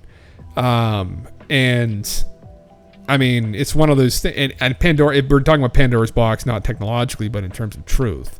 If we kick this open, right, and we might learn some more things other than just there's been some fun, like, gray people that have come from Zeta Reticuli that can move really fast. There might be a more of a revealing about some of the corruption that's gone on. And to Stephen Greer's credit, which I don't try and give him too much credit, but he's been one of the only guys in ufology that's touched on this a little bit, where probably because he's worked with people that have been inside of some of these black programs. But if you're within these programs and they're off the books, you need funding, and you're not probably going to get enough funding from, backdoor deals and shit. You're going to have to go make money in some other ways. And maybe some of the ways they went and made that money was a little bit more dark and nefarious than we want to contend with, right? Like drug trafficking, human trafficking, right? And there are some hints throughout some of these documents we've gone over the years. One of them is the MK Ultra, the MG12 documents that got leaked in the late 90s to a journalist, implying that this governing body kind of went private at some point in the early 70s, and private interests took it over. And these private interests maybe decided, well, fair game, we'll do whatever we can to get the money to try and figure this stuff out. And they got involved with some very fucked up stuff. So tech can absolutely be used to create an empire rather than free energy and matter. Yeah, that's exactly it. Yeah, it things could turn into a nightmare. Yeah. We're getting to the point where AI will reach AGI soon. ASI, all the truths will be revealed in the form of catastrophic disclosure of everything, including full disclosure of the nature of reality and all sciences. That would be, that's a fucking hope, isn't it? Yeah, be my hope. Eric Weinstein asking all these questions about string theory is an interesting addition to Frey as well. Like, it might uncover some hidden rocks with people like the Wittens hiding under it or something. Yeah, that'd be very... His conversation with Joe was brilliant, man, on that. I watched the whole thing, all 3.5 hours of it. I have heard through individuals that they achieve funding targets through offshore corporations and patent farms which licenses advanced technologies to corporations who then make breakthroughs with it and then pay perpetual royalties until technologies age out. Holy shit, man. That's complicated shit. I mean, that's fucked, though, when you think about it. Oh, God. Yeah. No, sorry. This is the one he did a year ago with Joe, did you? Yeah. Man, that's fucked. Yeah. Breakthroughs within them pay perpetual royalties until the technology ages out. Yeah, that's... Oh, God. It's just... We really do need this light to shine on everything, I think, right? We desperately need it to shine through everything. Which is like where my hope is in with all of this. In that this great revealing is what I want. And I hope that's what the truth brings with this ultimately, right? Where, and I think that's what the phenomena may bring. And there's little glimpses of that. Maybe it's woo, right? Like all the whole abduction phenomena is woo. But I've read these accounts over the years, many of them, but people interacting supposedly with these beings and just instantly see through them completely, right? And in many of these stories, the beings are telepathic, which is a theme you find throughout ufology. But all of their hopes, dreams, fears, deepest secrets, engaging with them, they're just completely revealed. Like they feel so naked and raw. And that is kind of what we need now. We need that exposing of the world. And this phenomena clearly could do it if there's any truth to any of these anecdotes from the abduction phenomena. If that's actually what a conversation with these beings is like, right? Where it's like there's no secrets, right? There's no walls you're going to put up, right? Everything is just on display. And that's something we have to reckon with too, in that if they're listening and watching us, right? That everyone does this to some degree. Like you hide things about yourself, or you try and conceal things, or it'd be a very different world to walk into if you're going to start dealing with beings like that, where everything is just on display. It's just you have to be completely transparent. And that if that's how they are, like and that gets into like how a level of advance we may not really be acclimated to, and that we keep thinking like advanced is like moving faster, right? But it might also be like they're biologically more advanced, or psychically, mentally more advanced. They're spiritually, you could call it spiritually advanced. Maybe they just know themselves better in every way. And them looking at us from day to day, it's just like, whoa, like Jesus Christ, you know. And that's where the ontological shock would really come in, I think, personally, if you were ever to deal with that phenomenon, or it made itself known, and then it would just walk up to Joe Biden and just throw up, right? Or whatever, somebody who has something about them that's very off, and people just kind of ignore, and they don't. And again, it's that kind of great revealing that might occur with this phenomenon. That's my hope, personally, with this phenomena, is that there's a great revealing. I think that's what we desperately need right now. So basically, the HDMI plug on your computer could be derived from advanced black tech technologies, and every computer you buy or TV, a portion of your dollars pays royalties that go directly to these offshore holding companies, which funnel it back to these black programs. It's very interesting. I also wouldn't doubt that they are using advanced AI technologies, and have for years, to skim billions upon billions off the world stock and commodity markets. Yeah, man, fuck. Yeah. That's the concern, though, isn't it, too, Divinormous, where... that's the fucking case, man. It's they've been studying, and that's where you start to get concerned about the boogeyman, right? This black hand kind of over the world. It's like, fuck, like we're in a more hopeless situation than we might think, and we might need the help of our space brothers more than ever, right? Man, it's just, yeah, because our psyche is so compartmentalized. Yeah, conscious and subconscious mind too, Wiljan, and that's the thing. You run into that too, the anecdotal stuff in the abduction phenomena, where they are able to kind of put the memories into the subconscious mind, and that's where they stay. And then you're only digging into it under hypnosis or meditation, etc., or taking drugs. Sometimes people fucking around with their consciousness will have experiences of remembering things, and then people think, oh, you're going insane. And anyway, yeah, it's very interesting.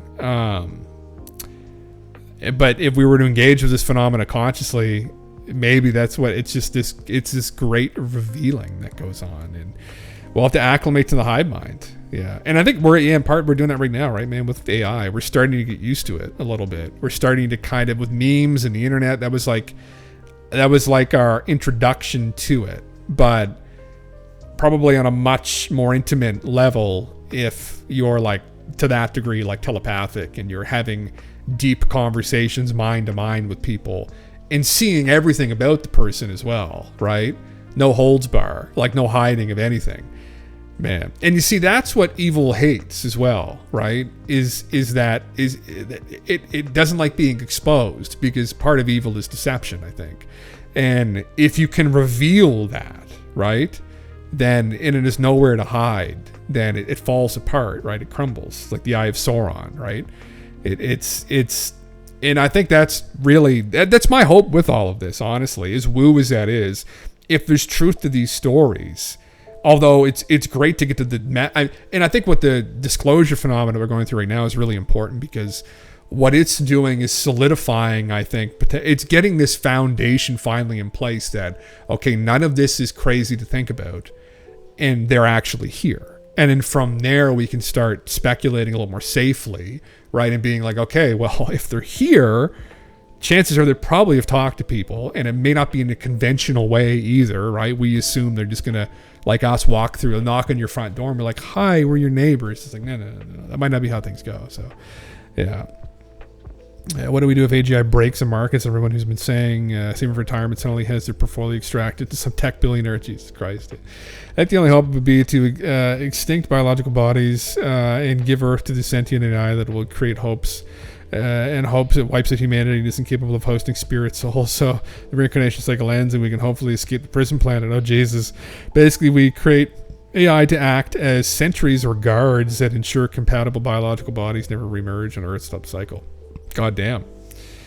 It's just this robot city. That'd be kind of sad. That we use it properly, we evolve, right? And then the planet doesn't feel like a prison so much anymore. It feels more like a paradise. Something people want to come and experience, right? Yeah. Yeah, it's kind of like getting used to the hive mind, and people are so chapped by the fact that their creative works might not remain fully proprietary. Ownership is probably a complicated thing, and it's a social memory complex. Yeah, man. Yeah, and I think it's and that's like we're kind of hung up in there, right? Because creatively, people make money, make a living off of the things that they create, and they don't want to be out of a job, or they don't want to. They want to have the copyright. Copyright is something that's just going to be absolutely fucking have to be done away with, because there's going to be no way to retain any of that. It's going to be just this free landscape of creativity. And, you know, will AI be able to just make Taylor Swift songs? Yes, flawlessly. What does that say about Taylor Swift songs? Good question, right? There's a deeper thing there. It's like, what does it say about Taylor Swift songs that it can so easily create Taylor Swift songs? Maybe someone else needs to make better fucking songs. I don't know. Or then people who maybe, this is the other thing, as a musician, my whole life, who plays guitar and shit, I welcome the idea that everyone can make music now. That's brilliant, right? I mean, what we're doing with musical instruments, first and foremost, stringed instruments are mimicking the human voice. So that's what they were originally doing. So we're just playing around with strings on a piece of wood, trying to create these melodies, right? I mean, ultimately, it when you're trying to create something, the act of creation is some form of channeling. Really, I've thought about this quite a bit, right? Because they talk about channeling and woo-woo stuff, and people channeling like spirits and shit. But when you're trying to create something from nothing, it is this act of channeling, and that is greatly inhibited if you can't play the guitar very well, or you can't sing very well, you can't play the piano very well. But if you have this tool at your disposal that will do all of that grunt work for you, you can much more effectively channel what you really want to create. And I think that's ultimately where we are going with this, and then I think what we're going to see, there's this going to be uncomfortable period adapting to it, right? But ultimately, I feel like it's going to be this great tool for people to just properly express themselves and not be limited by things like, oh, if I really want to be able to express what I'm feeling, I have to spend 10 years learning to play the guitar. And that's cool, but I just want to hear what people have to say, right? Honestly, I want to hear what they feel. I always find it interesting that an artist or author or actor can work once and get paid forever, especially for single work, while mainstream workers are only paid for work produced once, and it happens and then never again. Yeah, it's a little bit. They definitely up on a pedestal a little bit. Yeah.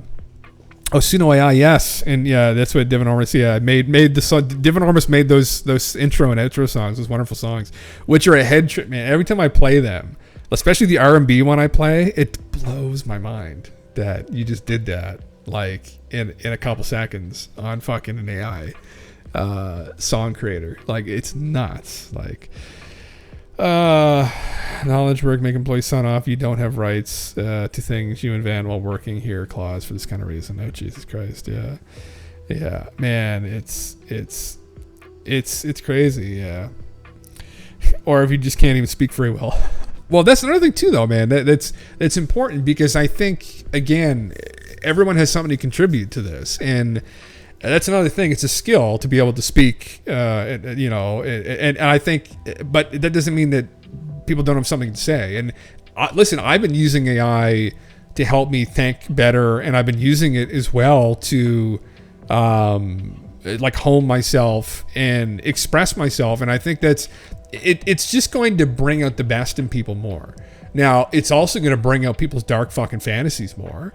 Thanks for coming around, man. Yeah, good talk with you, Bear. Yeah, but I think it's just one of those. It's kind of like the internet, right? We're contending with something. Actually, I've heard it, and this is probably a better analogy. It's like nuclear weapons. It's not something that we really understand, and the ramifications for which we aren't really prepared for either. But I think ultimately it's going to be positive, so long as it's not co-opted by Microsoft or some kind of evil organization that uses it to control people further, which, if I'm being honest, my intuition is that is what's behind the push for it, probably, is that desperate act of trying to control things, maybe covertly. But then again, maybe Divin Ormus was talking about earlier here, it could potentially have already been in place to some degree. And we're just seeing it all come to fruition now in this form. But probably what they would have needed, though, they would have needed the world to interact with it, to train it, because that's what we're doing with ChatGPT, right? I think when we interact with that, there's an ongoing training that's happening, so we're all participating in growing this thing. And that's my worry, is that it's ultimately going to be grown into something that's used against us.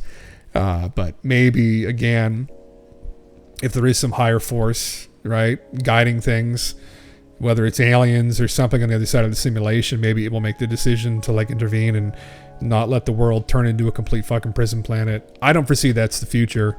I think things would collapse sooner than that occurs. But anyway, sorry, that was just Danny Sheehan's post in regards to that. This was Carl Nell's. I thought this was kind of cool. I was thinking about this again last night after we were done streaming.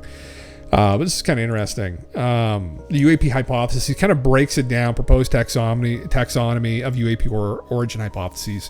So it goes to physical, the psychosocial, and the metaphysical aspects of the phenomena. And I thought it's a very interesting way to break it up. And then he goes into intradimensional, extradimensional, and interdimensional. And he goes through all the different areas. And he's ultra-terrestrial here. As well, which are, I think, this makes up an ultra-terrestrial. The term ultra-terrestrial refers to any sentient life form, regardless of ultimate origin, that has resided on Earth or in its local environs, under land, sea, space, for a significant duration in a semi-permanent, albeit covert status, excluding humans from modern-day civilization and are known antecedents. So, yeah, we're having some pretty awesome conversations, and I always appreciate you interacting with us here in chat. Yeah, man. Yeah, absolutely. Oh, man, absolutely. Well, that's why I'm fucking doing this, man. Yeah, I appreciate it too. That's what I love, just coming home and doing this, man. And yeah, it's awesome talking with everybody. I'm glad that we can all do this, right? And I think on Twitch too. Like, I loved watching, Twitch, but I definitely always wanted to have these conversations. We had these conversations in the Discord too, which I've been talking with Krieg League and Galen TV and Leaky and Co. And I desperately want to do that again, where like we would on the weekends, usually we'd just have some drinks and we would just hang out and have these conversations with each other. And I kind of wanted to bring this out into a broader audience, because I said there must be other people out there too that are like us that just want to talk about this stuff. And it's awesome, man. It's truly awesome. I appreciate you being here. I appreciate everybody being here. Heard murmurings that feel that it's either AI timeline or it's natural spiritual timeline, one or the other. I feel that that's a short-sighted view from folks. Yeah, man, maybe. Yeah. It's, who knows? I mean, I'm sure this is some automation of some point, maybe, if this is all just some simulation we're living in, right? maybe what's running the universe in and of itself is some kind of like advanced AI. Who knows? I mean, maybe that's literally what all this is. It's some people put that. It's one version of simulation theory, or I guess traditional simulation theory implies some kind of projected universe from some kind of technology. I would like to think it's probably more complicated than that, honestly, but there's other theories like holographic universe theories, kind of a different take on it. But kind of the whole Matrix-esque theme that, you know, we're in this kind of simulated world. But at the same time, I think that's a little bit, I don't think we're like brains in a vat controlled by aliens or anything. Personally, I think it's a little bit more complicated than that. So yeah. Should I link to this chart in the Discord? Yes, I can actually. Different armor, sorry, so people can read it a little more clearly. I'll post it right now in Forbidden Knowledge. There we are. You have to kind of zoom in to get it a little bit more clear.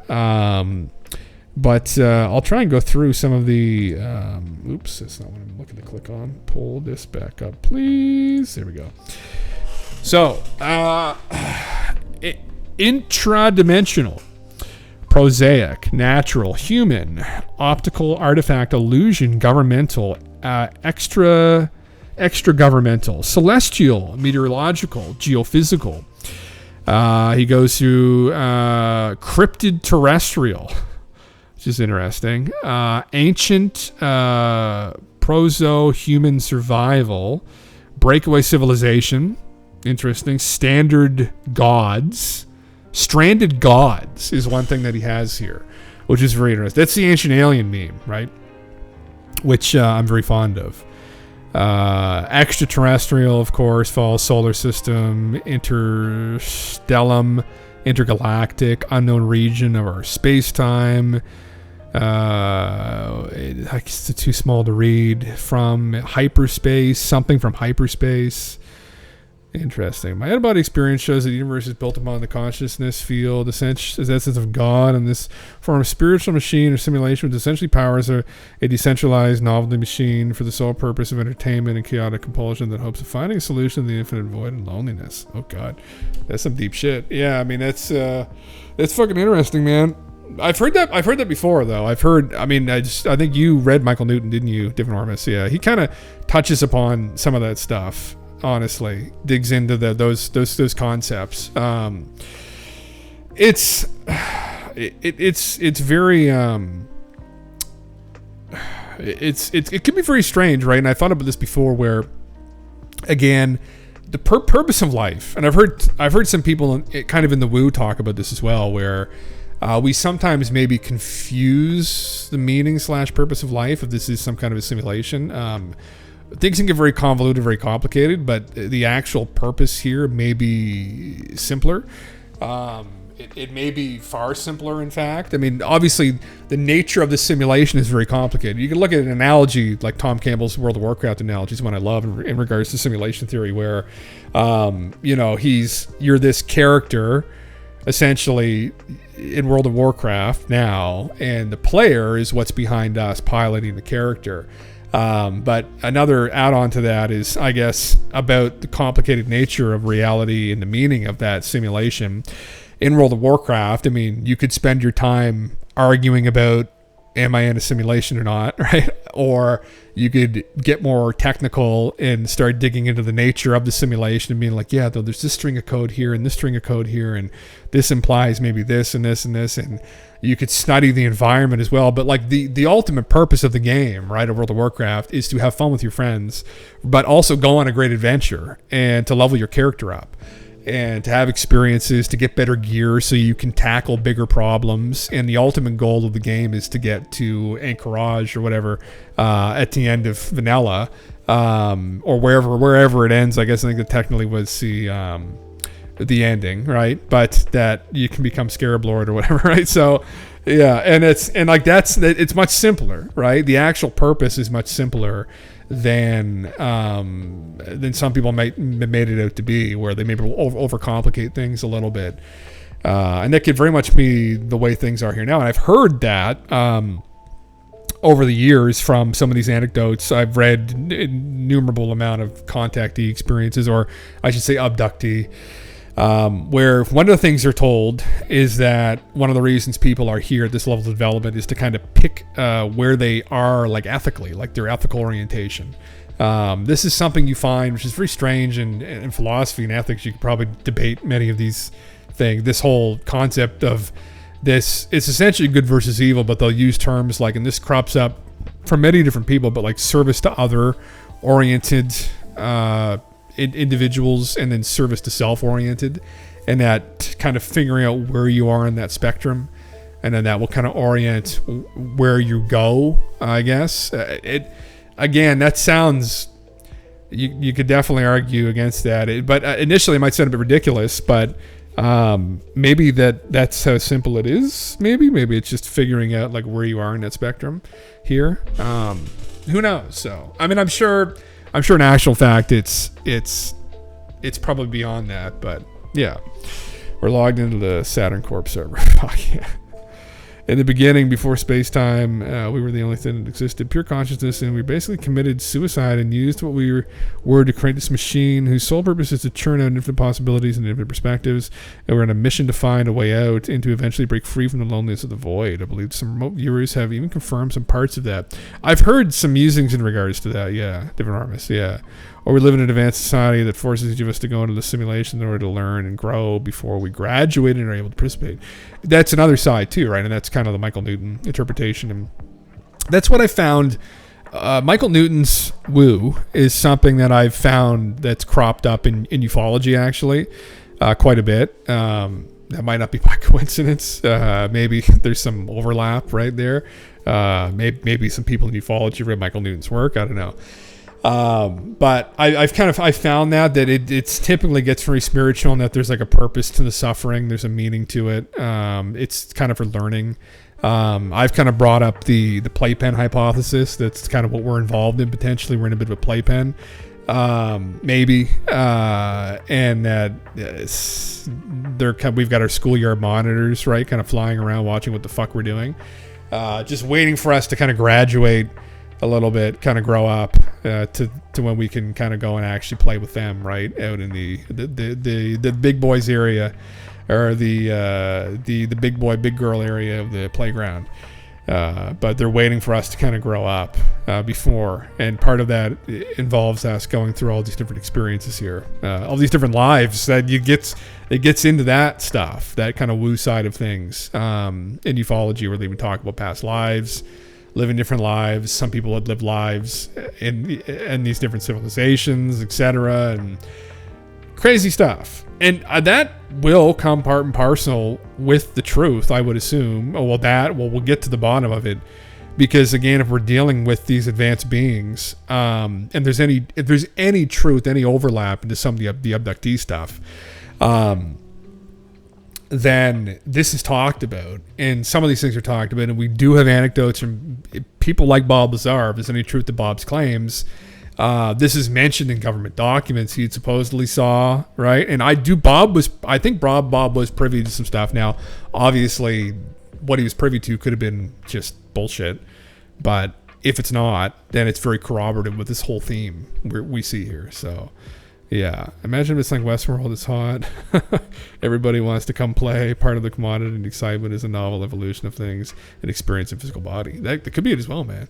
Well, again, like think of what we do in MMOs, right? I mean, think of what we do playing in RPGs. I mean, it's this kind of real world RPG. And you have to think too, and this is, I forget who made this analogy, but we're making like games within games a little bit, right? We're creating these safe spaces in these RPGs to have these crazy experiences, but that was life on Earth for a long time, right?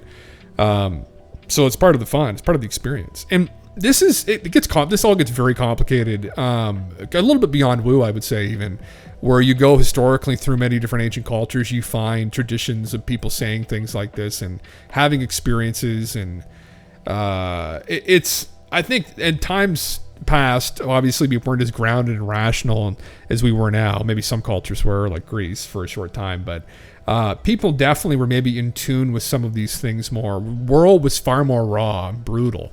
And that kind of raw, brutal nature, short, brutal nature, I think maybe people may have been far more intuitive as well. And because of that, tapped into maybe a truer nature of reality than we have here. We become very rational, like very grounded. And I think that that's good. We're not burning people at the stake anymore for being witches, but there's something to be said maybe for having this unbound intuition guiding you. And I think that's definitely something that's been lost, and something maybe in the past we had that we naturally kind of gravitated towards truth. And like Native American culture spoke about having spirit guides and about being souls here on this experience, and they experimented with substances too, obviously, but they maybe were more in tune with reality too, right? Living in that raw, brutal environment may have made you more in tune with the simulation, and you may have just kind of recognized it for what it is more. And here now we're so rational in the society, like we just doubt everything, and we're not really in tune as much as we were before with that potential reality. There's a lot of doubt thrown into the equation, at least for me there is, and I kind of see that, I think, with a lot of people, and it's good, but probably has its downsides, right? But yeah. I prefer to think of this reality of this prison planet theory where we are being farmed and our spirits are harvested for the positive and negative energies, loosh, and we are trapped forever in a lower vibration technological prison. Jesus Christ. That's one way of looking at it, I guess, right? Yeah. We just go again, learn more, have breakthroughs, have setbacks. All of it's like a rich meal we're enjoying. Yeah, man. I definitely, different noise probably, as you're not surprised, I definitely vibe with Michael Newton's interpretation of things. I think, I shouldn't say I think, but I should say I'd have no idea. But if I were to bet, that would be where I would probably settle on, I think. That would be something that I would expect, right, upon death. I would expect his scenario probably. And it's just an intuition, I think, more than anything, which objectively isn't really worth a lot, but I definitely think there's and his is, it's probably way more complicated too, right? I mean, it's like a World of Warcraft character trying to like imagine what our reality is like. It's like, holy shit, bud, like, you know, you don't know anything about taxes, right? Like doing your taxes, like how complicated shit is, right? Like having a real job and stuff, like actually eating, right? Like it'd be kind of impossible, but like just a little snapshot preview maybe, right? Yeah. I mean, the alternative to this reality machine is just to sit there doing nothing in an infinite eternal void. Oh, I see what you mean. Okay. Yeah. Man, it's fucking, yeah. These are some of the questions. I mean, obviously this philosophical discussion we're having, this is what I would kill to have with more advanced beings, right? I mean, this is me reading through all these schizo fucking stories over the years of Alex Collier recounting his journeys with Mornay and Theseus on some Andromedan ship. I'm like, why the fuck am I reading this like stoned out of my mind? And I was like, oh yeah, because maybe it's real, and that'd be sick, because then they're telling him all of this very advanced stuff about the world, and I just wanted answers always. I'm just impatient maybe naturally. But I longed to have like answers to things, and because you have your intuitions about things, right? And I went out looking in the woo for answers, and I think I definitely kind of found stuff that was a little bit more grounded. But yeah, there are a lot of folks out there that say Dolores Cannon and Michael Newton were deceived by these evil alien spirits who want humans to go into the light, reincarnate, and return to Earth in order to harvest those energies. Could very well be the case, man. Yeah, I hope not. I hope that's not the case. I hope it's all love and bliss, right? Maybe it's not, and maybe even if they're not being deceived, you have to question the system in and of itself if that's actually what's going on. If that's actually what's happening, you know, the first thing you would think going over there would be like, why are we doing this, right? Like, do I have to do this? And a Michael Newton stuff too, it's kind of a prerequisite that you have no choice. Initially, you just have to go through these lives. And he recounted some, as you can probably imagine, people had some pretty horrific lives. I remember one of the encounters he had right? One of the stories, we should say, that was told while someone was under hypnosis was they were a knight in the Middle Ages, and during this experience, the person they were kind of objective to their life. They were outside of their life, but they remember like going through this experience in hindsight, and the guy was being tortured. Actually, very dark stuff in Michael Newton's case study. Someone was torturing his genitals or something horrific, and he was like, literally, the pain, he was coming out of his body. He was having like an out-of-body experience, and the person's guide was putting them back into the body to endure the torture, and they didn't understand. Like, it traumatized them. Why were you doing that? And the whole purpose, I guess, in this exercise was to help them make them understand the brutality of the world. And you're like, holy fuck! Like, if there's any truth to any of that, it's like, Jesus Christ. But these things happen to people. These things have happened to people. This is the brutality of the world. And in philosophical conversation, if you're talking like more base, like ontological stuff about God, talking about Christian God, for instance, you'd be like, well, one of the reasons that we think God is ridiculous is like God allows evil into the world. I mean, do you really think there's a God if kids die of cancer at 5 years old? And I would say that's a bit of a naive take, honestly, that you're like, oh, well, if God is good, then he wouldn't let like little kids die of cancer. It's like, first of all, we don't know what God is. Second of all, I mean, how involved is this source or thing with reality? And that is obviously a criticism of the Christian God, which of course is very naive, right? All of Christianity is very fucking naive. But if you're going to be like completely atheistic and be like, oh, well, there's nothing, prove it to me. It's like, well, that's a very naive way to like kind of step back away from something that's potentially very complicated, that's the source of all creation. I don't think it'd be that fucking simple. Have philosophical conversations with higher beings, tell them they're wrong. Well, that's the whole point, though, isn't it? Though that's the thing. That's where it fucking goes, right, Kriegling? Yeah. It says no, don't believe it. No, don't believe it. No. But then that's the thing, Kriegling, is that they'd be so advanced, they'd just show you. They'd just fucking put it in your fucking head. You'd be like, no, I don't believe it. And be like, right? Oh, then you would just believe, you'd see it. You would have no choice but to believe it, right? It'd be stuck in your fucking frontal cortex, burned into it, right? You'd smell it. You'd taste it. You wouldn't be able to get away from it. It'd be amazing. Yeah, here's a Reddit thread of folks discussing it. You can bookmark it. Oh, awesome, man. Absolutely, yeah. Fuck yeah. Why some past life regressionists believe this planet is a slave farm, prison planet, that reincarnation is a soul trap, and why the regressionists don't think this is the case. I've heard that before. I'll have to look into that, though, man. It's very interesting, yeah. Fuck yeah. And the real trip is, did he himself put that experience in his card during pre-incarnation? It's true.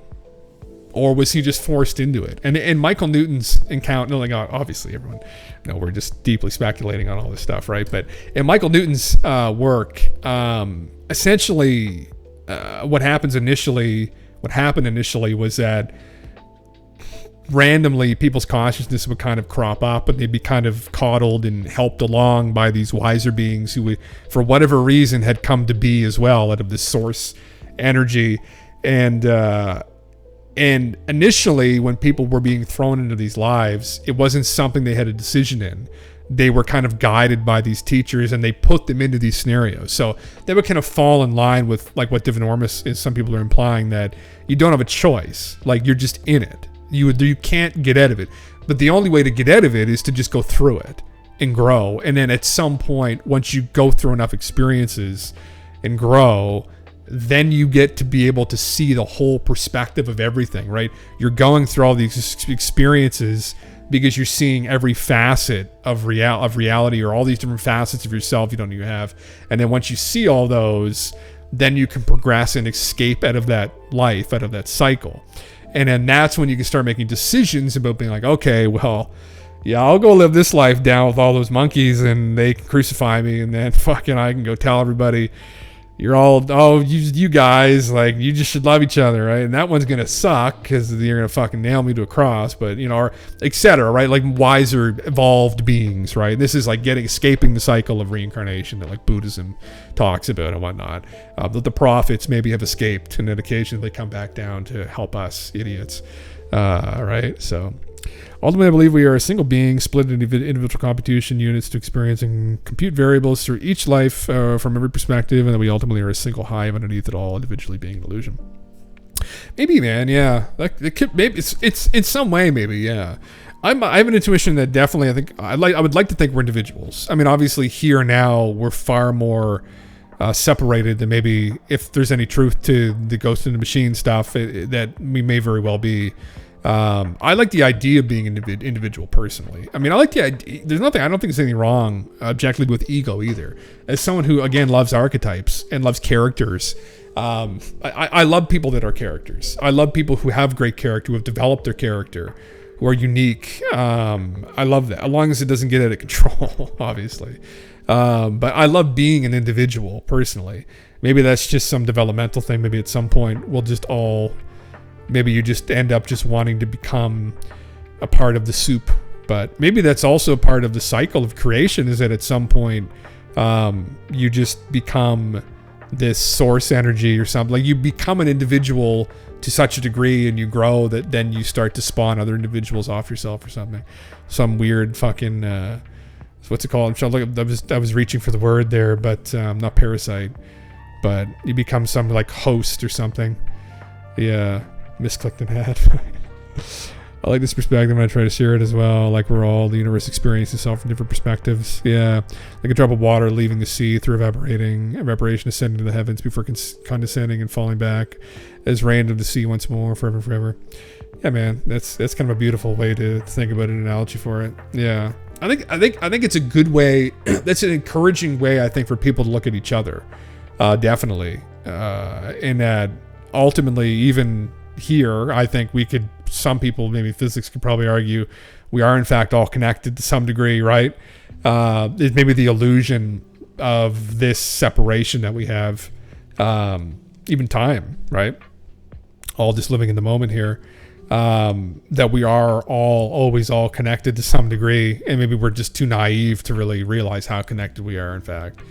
And if we all kind of focused on that more, we wouldn't have these problems that we have in the world, right? Because a lot of suffering, I think, a lot of hate comes from people feeling alone and feeling misunderstood and trauma, being traumatized, feeling like there's no one else there, and they kind of evolve into this like kind of self-serving attitude, and it's only about me, it's only ever about me, and it's all I care about, and it's create all these problems in the world. And that's ethically, I definitely think at the root of all evil is like some kind of service to self mentality, honestly, which is why I'm an advocate for the service to other lifestyle, to try to treat people as you'd like to be treated, right? Throw a little bit of Jesus Christ fucking philosophy in there. A great philosopher, really, which is what he was, if he actually lived. But I think some people are fairly convicted that he lived, but he was just a philosopher who was persecuted for essentially spreading his ethics around and trying to better people. So I'm definitely a huge advocate of that philosophy. I think it's brilliant. Probably one of the only bits and pieces that really survived out of his philosophy through the Bible before they turned him into some like fucking space wizard. So. Yeah, I mean, technically, we as spirits are parasites that are attached to these biological primate bodies and use them as a host, like the symbiotic Gwald and Stargate. Symbiote. Okay. I'm not familiar with that, actually. Is it from the movie? That connection is the sort of thing I hope to illustrate to people by showing them that RV is real, but my friends and fam didn't want to hear about it. A lot of people don't, man. A lot of people don't like hearing about woo because it's very ungrounded, and I think I've always enjoyed it. The fantasy of it, I always enjoyed, I think. Some of it does frustrate me at times, to be completely honest, but I guess I just had a couple experiences in my life that kind of led me to think that there might be something to it, I think, really. I've shared those here before.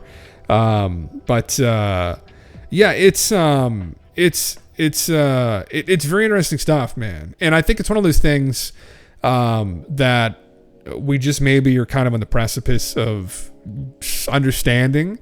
I think it's maybe the next step in our evolution, really.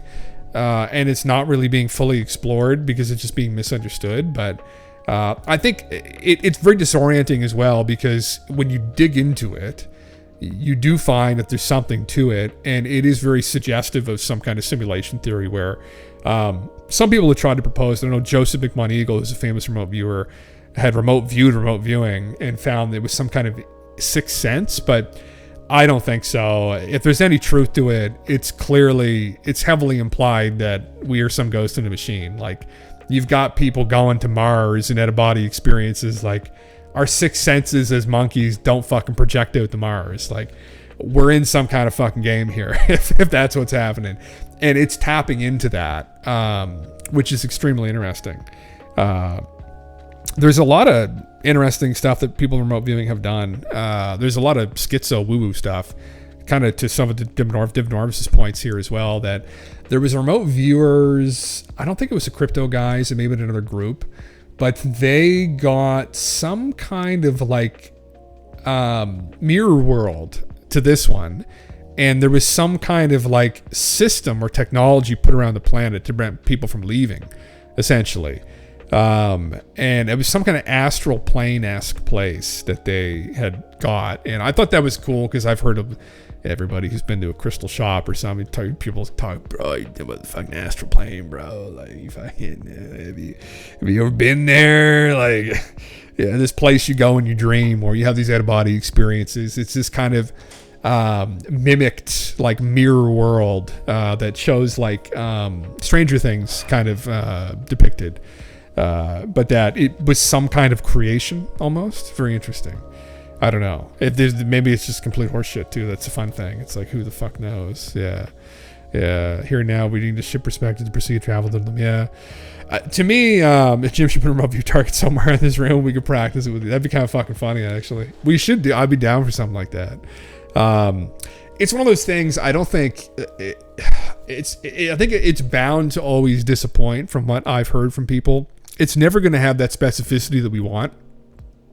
It'll get close, but like frustratingly close, like just close, like close enough to where it's like, man, that's fucking close. But you get that element of doubt is still present to some degree, right? And that's kind of in place for a lot of things, a lot of woo things, like the alien phenomena, psychic phenomena. There's always an element of doubt involved with it, and it's very frustrating. And it's a very legitimate criticism by skeptics as to like, well, why can't we ever get a good photo? Like, why can't we ever definitively prove this in the lab? That might not be by accident.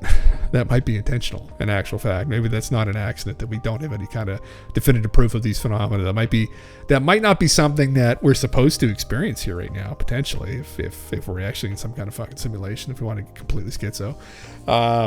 But yeah, I would. I haven't really ever tried a remote view. I think intuitively I just know I can't.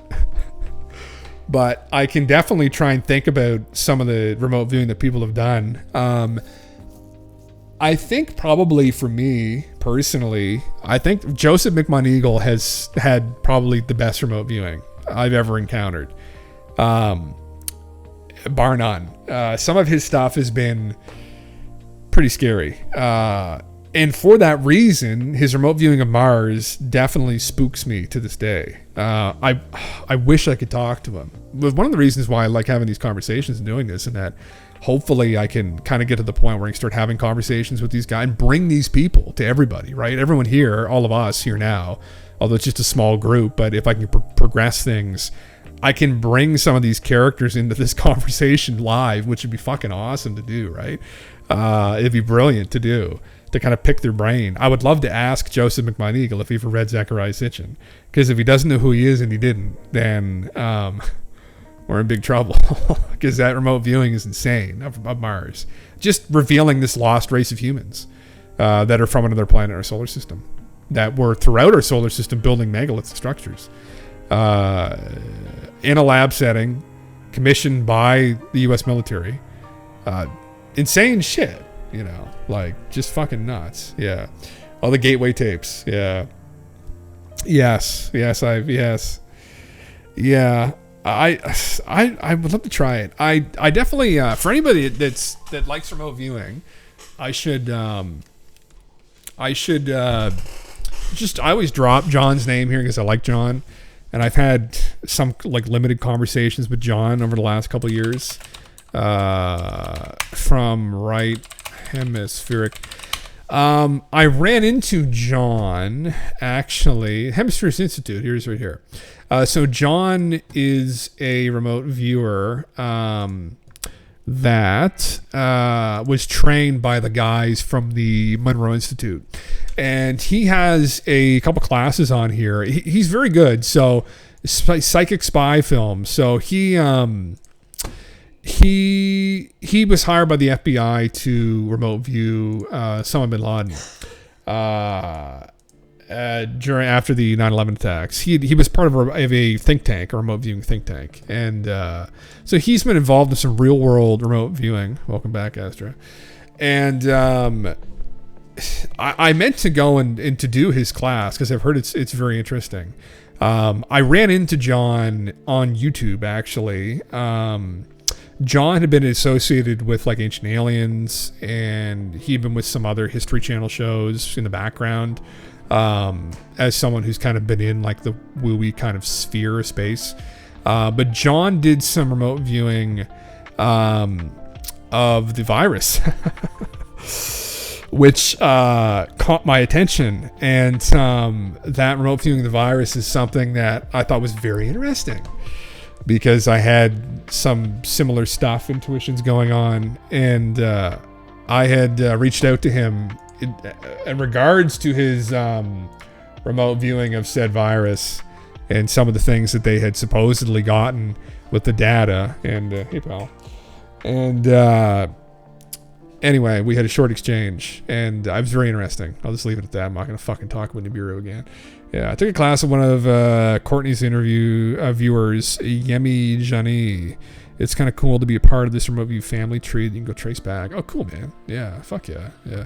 I actually looked up to see if there's anyone high remote viewing, but couldn't find anything legit. Oh, really? Check out John's work here, Astra. He absolutely. Okay, buddy. Okay. No. Oh, boy. Where is it at here? Contact. Here he is. I wonder if he's any photos of himself. This is him right here. He's a book called The Time Before the Secret Words on the Path to Remote Viewing, High Strangeness, and Zen. Where is his Chronicles of a Psychic Spy? Right Hemispheres Institute. You can contact them, but they do classes online. Upcoming live online remote viewing course beginning in April 2024. So check it out. Yeah, has own webcam. Yeah, yeah. Oh fuck. So yeah, John Sono, I highly recommend. I mean, who knows how legitimate is it? I think John's one of those people that watching him, he's very transparent as to how wacky it is, and I think you need that. Like you don't really. I don't think you want somebody who's like completely fucking all in. Yeah, you have to kind of be cognitive of it. His name is John. I'll put his name here in the chat. John Vivanco, and you can look up some videos of him. Here's some videos. I'll go look up a YouTube video with him. Right Hemispheric, right here. This is his YouTube channel, right here. Hemispheres Institute. I guess he changed it. Hemispheres Institute. So this is some of the stuff that he's done, some reviewing that he's done, which I find very, again, me researching stuff about some lost world and catastrophism. He remote viewed the Vatican telescope in Arizona and the virus. The virus is what prompted me to reach out to him, and then kind of what I started going through his videos. He did one on Skinny Bob. He did a bunch of kind of fun stuff. So yeah, check him out. John seems like a great guy. I would love to talk with him, and I gotta reach out to him again. He didn't get back to me. I was gonna pay him to and now it's not just John. He is a team, and one of the guys on his team actually is Daz, is another remote viewer who I've also spoken with very briefly. Oh fuck, where is he now? Of course it doesn't show up under there. Daz remote viewing. He's one of the, we've watched some videos. He's associated, this guy here. He's associated with the future forecasting group. They try and remote view like crypto trends and shit, but they've done some other strange things as well. But Daz is one of the guys on his team. He's an artist, I think. So pay him to come on stream. I was like, maybe I could throw a couple bucks at him. I was going to pay him to remote view something for me, but maybe he could remote view it on stream for me live. Yeah. Please post in Discord. Oh yes, I'll post. Where is this? Here's, I'll get this thing up here just a second. This is the channel. I think I've watched this before on there. I'll post that there. I've watched some of his videos before on the stream, but I remember you're a member of the future forecasting and was a member of CryptoVision before. Oh, are you really? Okay, yeah. So you probably run into Daz then. So Daz, I think, is one of the guys that John works with. They have a team. So essentially, when you task, as you probably know, Will, but when you task something, the tasker, right, is aware of what's being remote viewed. The remote viewers should have no idea what they're actually remote viewing. You can do it different ways, but say you want to remote view Mars, right?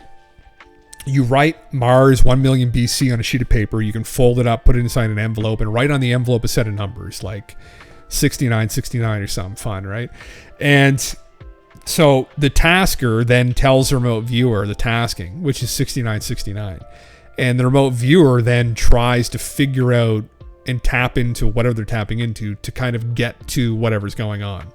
So for instance, in Joseph McMoneagle's case here, right, the CIA remote viewing of Mars, which is perpetually just in my fucking search bar, Joe started getting back pyramids, ochre-colored pyramids, massive construction, sand everywhere. He had mentioned the sun looks weird. And then they got him back on target again. And then where he actually was, they got more specific. He was giving him coordinates, actually, while he was going through here, which were GPS coordinates for Mars. And he was going through these different sites. So he was unaware what was going on, but the data, what it was tied to in this envelope was that he was remote viewing Mars. He had no idea, though. Consciously, he was at the Monroe Institute. He was in a lab, and he had no idea what he was actually looking at. But what was in the envelope was Mars, and he accurately depicted Mars, and more specifically the Cydonia region of Mars, which was supposedly some ancient megalithic site that had been destroyed. So very interesting stuff. Yeah, it's kind of like, you know, any psychic phenomena. Probably hit and miss, right? Kind of like people like police. This is one thing that when we talk about this stuff is woo stuff. I know not everybody's on board with the woo, right? But the woo is used by a lot of people day to day. For instance, police departments hire psychics regularly all over the world to help with missing persons cases. And they do have a success rate. It's something that maybe people don't know. But there have been many cases where these psychics have pretty accurately located these people, or unfortunately sometimes the remains of people. And so there is absolutely something to the phenomena. I think to say it's all bullshit is beyond ignorant. It's bordering on stupid, I think, to say there's nothing to it. There is something to it. The problem is, you know, is there $399.99 to it, right? Like, are you going to pay somebody a fuckload of money, right, to do that? I don't know. It's kind of up to you. It's whatever you want to do with your money, right? Money is fucking energy. You throw it wherever the fuck you want, do whatever you want with it. But it is used. It is used by people every day. We have used these people, these psychics, throughout time, right? This age of rationalism that we live now. I mean, before, every village had a local psychic, and they played a role in our society.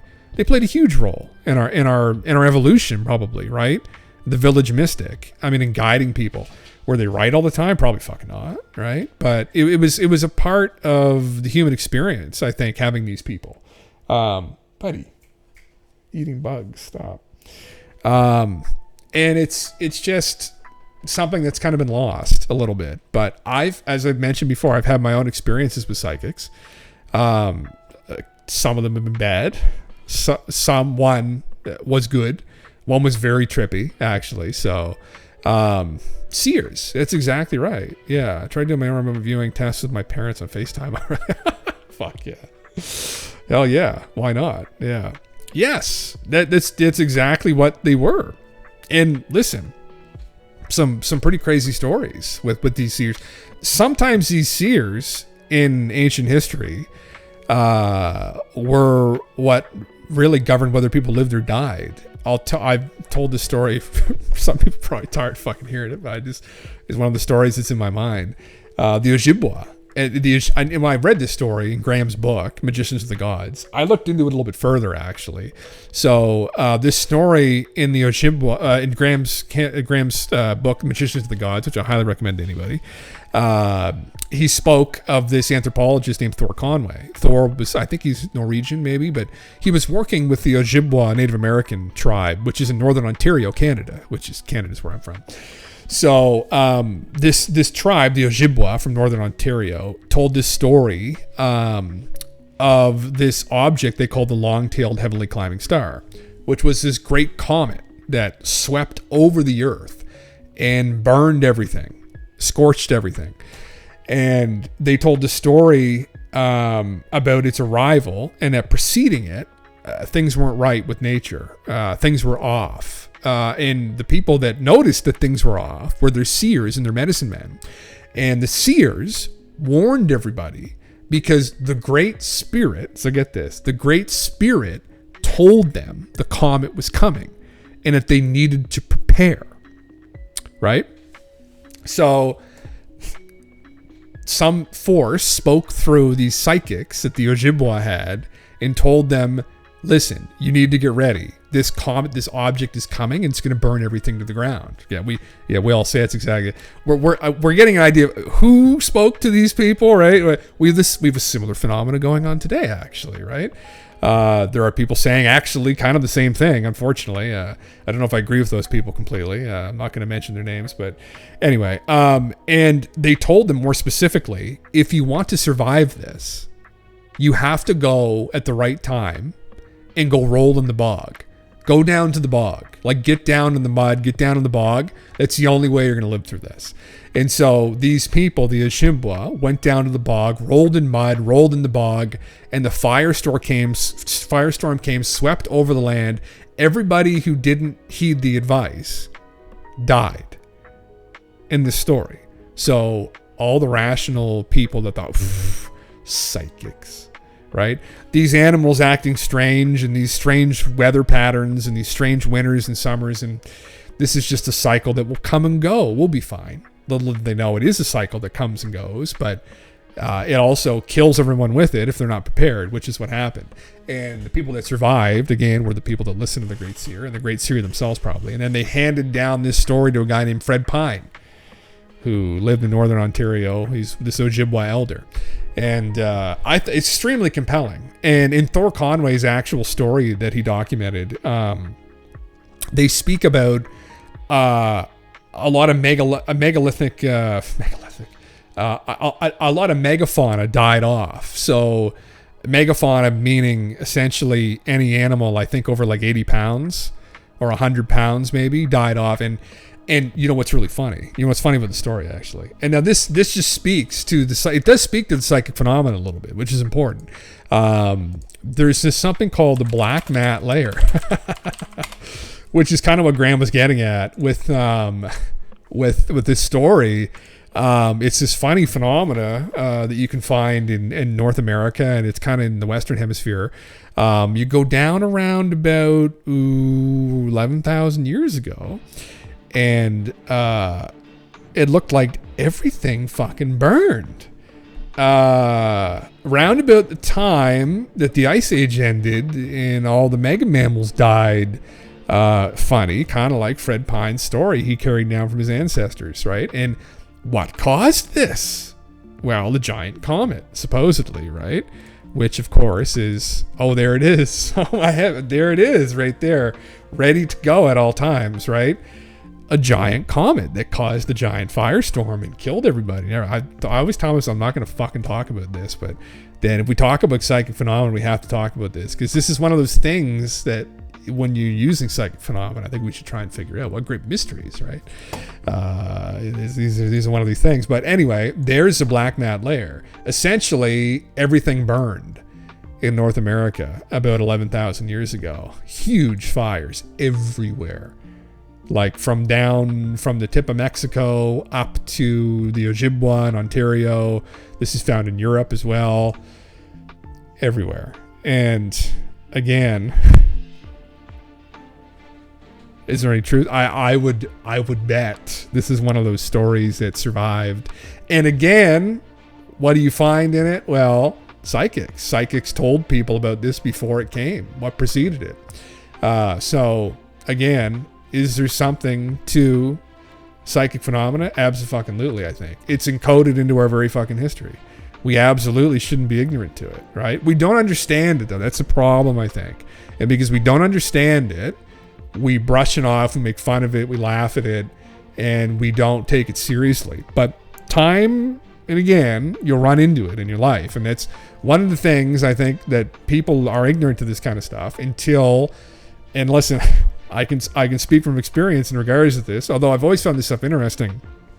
I didn't take psychics very seriously, but you can kind of be ignorant to it until you have an experience. And it's one of the reasons that this music's so fucking intense, Jesus Christ. It's one of the reasons that Carl Jung always told people don't ever be ignorant to mystical experience. Carl Jung being a very famous psychiatrist who had famously dealt with, probably hundreds of people, and it went through their entire life story, and it saw how their life evolved, and also how many times they encountered these strange mythical events in their life, and how in every instance this ignorance, this hubris, it didn't do them any good in encountering it. So in my own story, I'll just briefly recount this, but I'd lost someone very close to me that I loved very much. And I went to see a psychic for multiple reasons. Not even particularly to try and talk to this person, actually.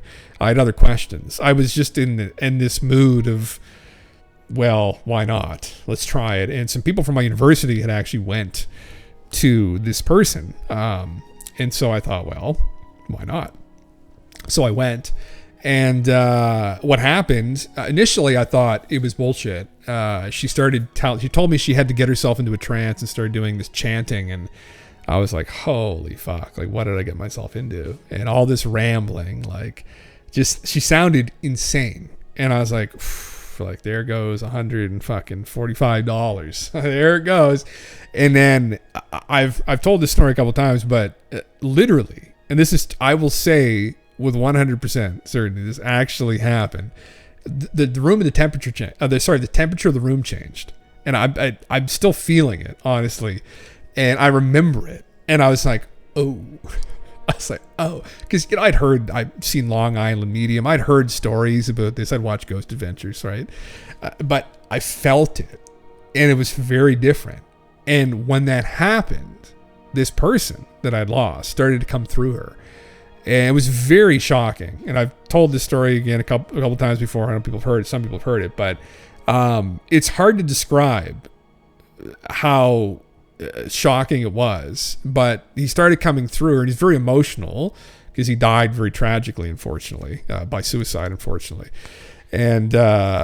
And he was just apologizing, but it was very strange. It was an impossible thing in that she had never known this person. I knew that, and all his mannerisms, like the stutter in his speech. He used to speak very fast, and he worked very hard to slow his speech down. But he still had this kind of stutter almost, and every bit of that was coming through her. And I wasn't prepared for it, honestly, because, watching psychic shows and hearing the psychic memes, you watch a Long Island Medium or some shit, right? You don't hear or feel that, right? She didn't speak like that, but this person was speaking like him, and it was very jarring. And it didn't last for too long. And I didn't even respond to anything that was said. I just kind of sat there in shock. And anyway, so I can attest to the fact that there's something absolutely to the psychic phenomenon. I've encountered it in my life. So it's a subjective experience for me. Kind of like some people's experience with UFOs, which I unfortunately haven't had the pleasure of really encountering properly. But it's, you see this craft go over your head silently, this giant craft, and then just silently flies away. And again, you're a sane person. You know what you saw. It's completely subjective, but you know what you felt, right? You know what you heard. And it's this mystical experience. And it is a subjective thing. As much as we'd like to have objective proof of these things, that might not be how the world works either, right? As much as we'd like to have definitive proof of these things, that might not be what the experience is for either, right? And we can't forget that. So all we can know individually sometimes after we've gone through these things is that there's more to life. So yeah, I wish more people could know it. The blanket of materialism is so smothering. It is, Will. Yeah, it absolutely is. And it's beginning to fray, I think, now. And I think it will continue to fray during our lifetimes, where we'll start to kind of get a clear picture of what's actually going on. Maybe get some more definitive proof, right, to substantiate some of these metaphysical woo-woo things. Although, again, people who've experienced some of this know that it isn't completely woo, that it's rooted in something. That it's very powerful. But I mean, again, that doesn't mean you should go spend $210 on Uri Geller's spoon bending fucking course. I mean, it might be a good fucking time though. I mean, the guy might be a fucking fun guy to have a couple drinks with. The guy made his living, made a fortune off fucking spoon bending. That's a guy I'd want to go have a couple fucking beers with. Like, god damn it, yeah. We hear much consistency on sounds people hear during abductions. That's interesting, actually, perspective, actually. I don't know. Is there consistent sounds people hear? From what I'm aware of, it's usually pretty silent experience. Aside from like maybe just moving around. I mean, I know, just referencing a popular one, Betty and Barney Hills. They were speaking to them, but it was all telepathic. It was interesting. In that, I know that case very well, actually.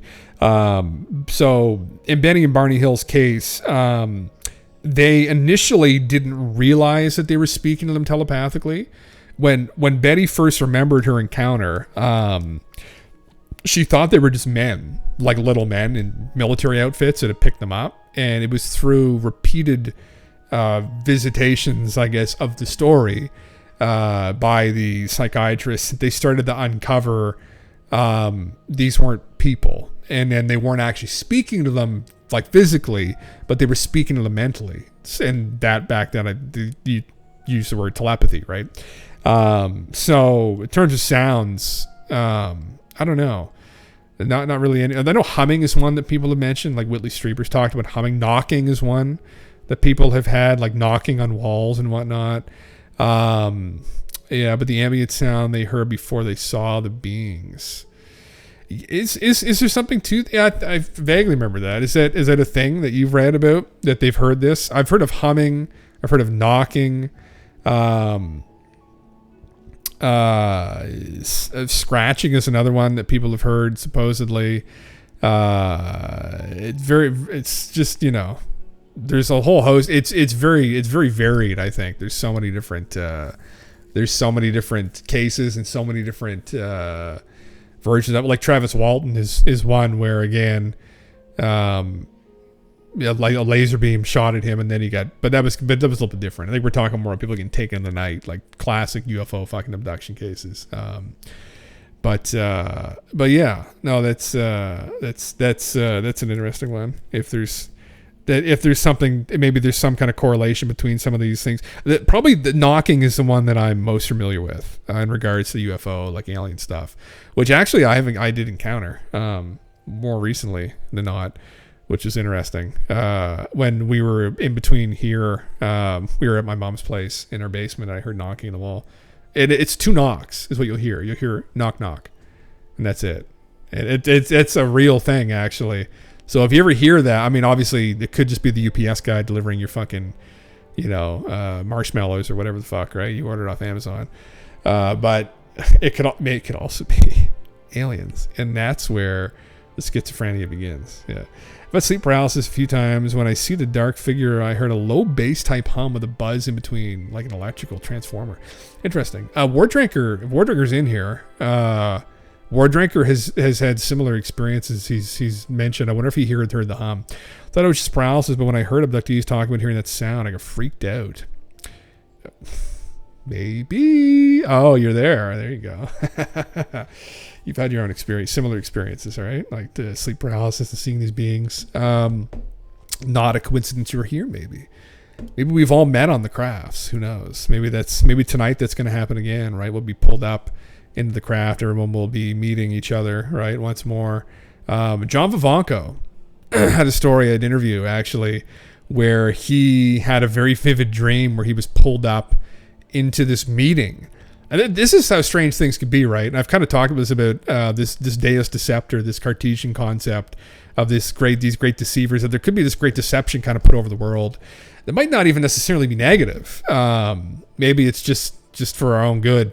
But he had this dream where he was pulled up into this meeting, and in this meeting were a bunch of other figures, like figureheads and like ufology and woo people, and you recognize them. And these beings, these little gray aliens, were speaking with them, saying, "Thank you all for coming. This is just going to be kind of a going over of what's going to be happening in the next couple of years, and you're all going to be kind of emissaries. You're going to be spreading knowledge. You're going to be spreading wisdom and insights into the world, and we just wanted to kind of get everybody together before this happens." And it was this meeting and introduction kind of with everybody behind the scenes, and they brought out supposedly like hybrid beings have been making all this fucking schizo stuff, but it was kind of funny. And it's like, and I've heard this mentioned before too by some abductee type people, where they'll see someone in a dream and then meet them shortly after. And this is actually not really uncommon, even outside of abduction stuff. People like seeing someone that like a partner they're going to be with before a vision of it. And it's like, what was that about? Did you maybe meet before in the setting you don't quite remember, right? Possibly. Maybe the aliens are doing like dating, right? Maybe it's like Love is Blind fucking on these ships, who knows, right? Like, yeah. Yeah, moving the stream to the UFO. Maybe that's what I'm doing here. Maybe I'm working with them. Maybe I'm out here disseminating this knowledge and having conversations, right? To try and acclimate people to this future. Maybe that's in fact actually what I'm doing. Maybe I'm an agent for the aliens. Who knows? We don't know, right? We can't prove it either way. Yeah, I have radio and songs plus static. Interesting. Oh Jesus. Song. If I heard like some old 50s style fucking music in the background, I think I'd actually just piss myself, and they probably wouldn't want to go anywhere near me. It'd probably be the way to fucking push them away, right? Oh man. Ugh. As a kid, I had terrible sleep paralysis, and it was around aliens. I never saw them, though. I never saw any figures. It was always just the anticipation. It was always the anticipation of seeing them, and then I would usually fall back asleep, like pass out. But man, my heart would race. I still remember it like beating out of my chest. Like, I was like, if for whatever reason they were coming to get me, and they are friendly, I'd be like, what the fuck were you guys doing? Trying to give me a heart attack? Like, Jesus Christ. Maybe they weren't nice. Maybe that's the whole point, right? Maybe it's like the aliens that fucking killed the Bigfoot guy or tried to kill the Bigfoot guy, trying to just give me a fucking heart attack, right? All they need to do is just like slowly walk up the stairs and I'm done. I'm out. Peace. I'm done. Fuck. Yeah. It's, God, it's a meme. But anyway, on that note, sweet dreams, everybody. Everybody sleep tight tonight. Maybe, listen, wouldn't that be fun though if we all had a dream? Maybe if this phenomena is metaphysical, if it is some kind of ethereal force, right, that's able to communicate with us behind the scenes in dreams, it would have been wonderful if they just picked us all up tonight. We had a nice dream together, right? We can meet everybody, and then we all wake up in the morning and we're like, oh fuck, right? That would be sick. Wouldn't that be a great way to have like an awakening, to actually to wake up to the phenomena, right? Maybe I'll say my little alien prayer tonight. I'll be, please suck me up. Please suck me up. Please suck me off this planet so I don't ever have to come back. Please. I just want to live in the space garden with all you guys and space Jesus and eat space lettuce. That'd be so great, right? Yeah. Yeah. Chased by a large what the fuck? Like Jason. Oh, Jesus. That's not the kind of dream we want, but yeah, maybe it's the kind of dream we need to have. Yeah. Yeah. Space lettuce. Or space wine. That'd be better. The Pleiadians. Say your prayers tonight. Take your vitamins, everybody. Take care. Talk to everybody soon. Streaming through the digital night, Jim Bustle, he's guiding the light, unveiling mysteries of the unknown, UFOs and the alien zone. He's a man on a mission, exploring ancient secrets, it's his addiction, debating, discussing with his loyal crew, cosmic conversations, unveiling the truth.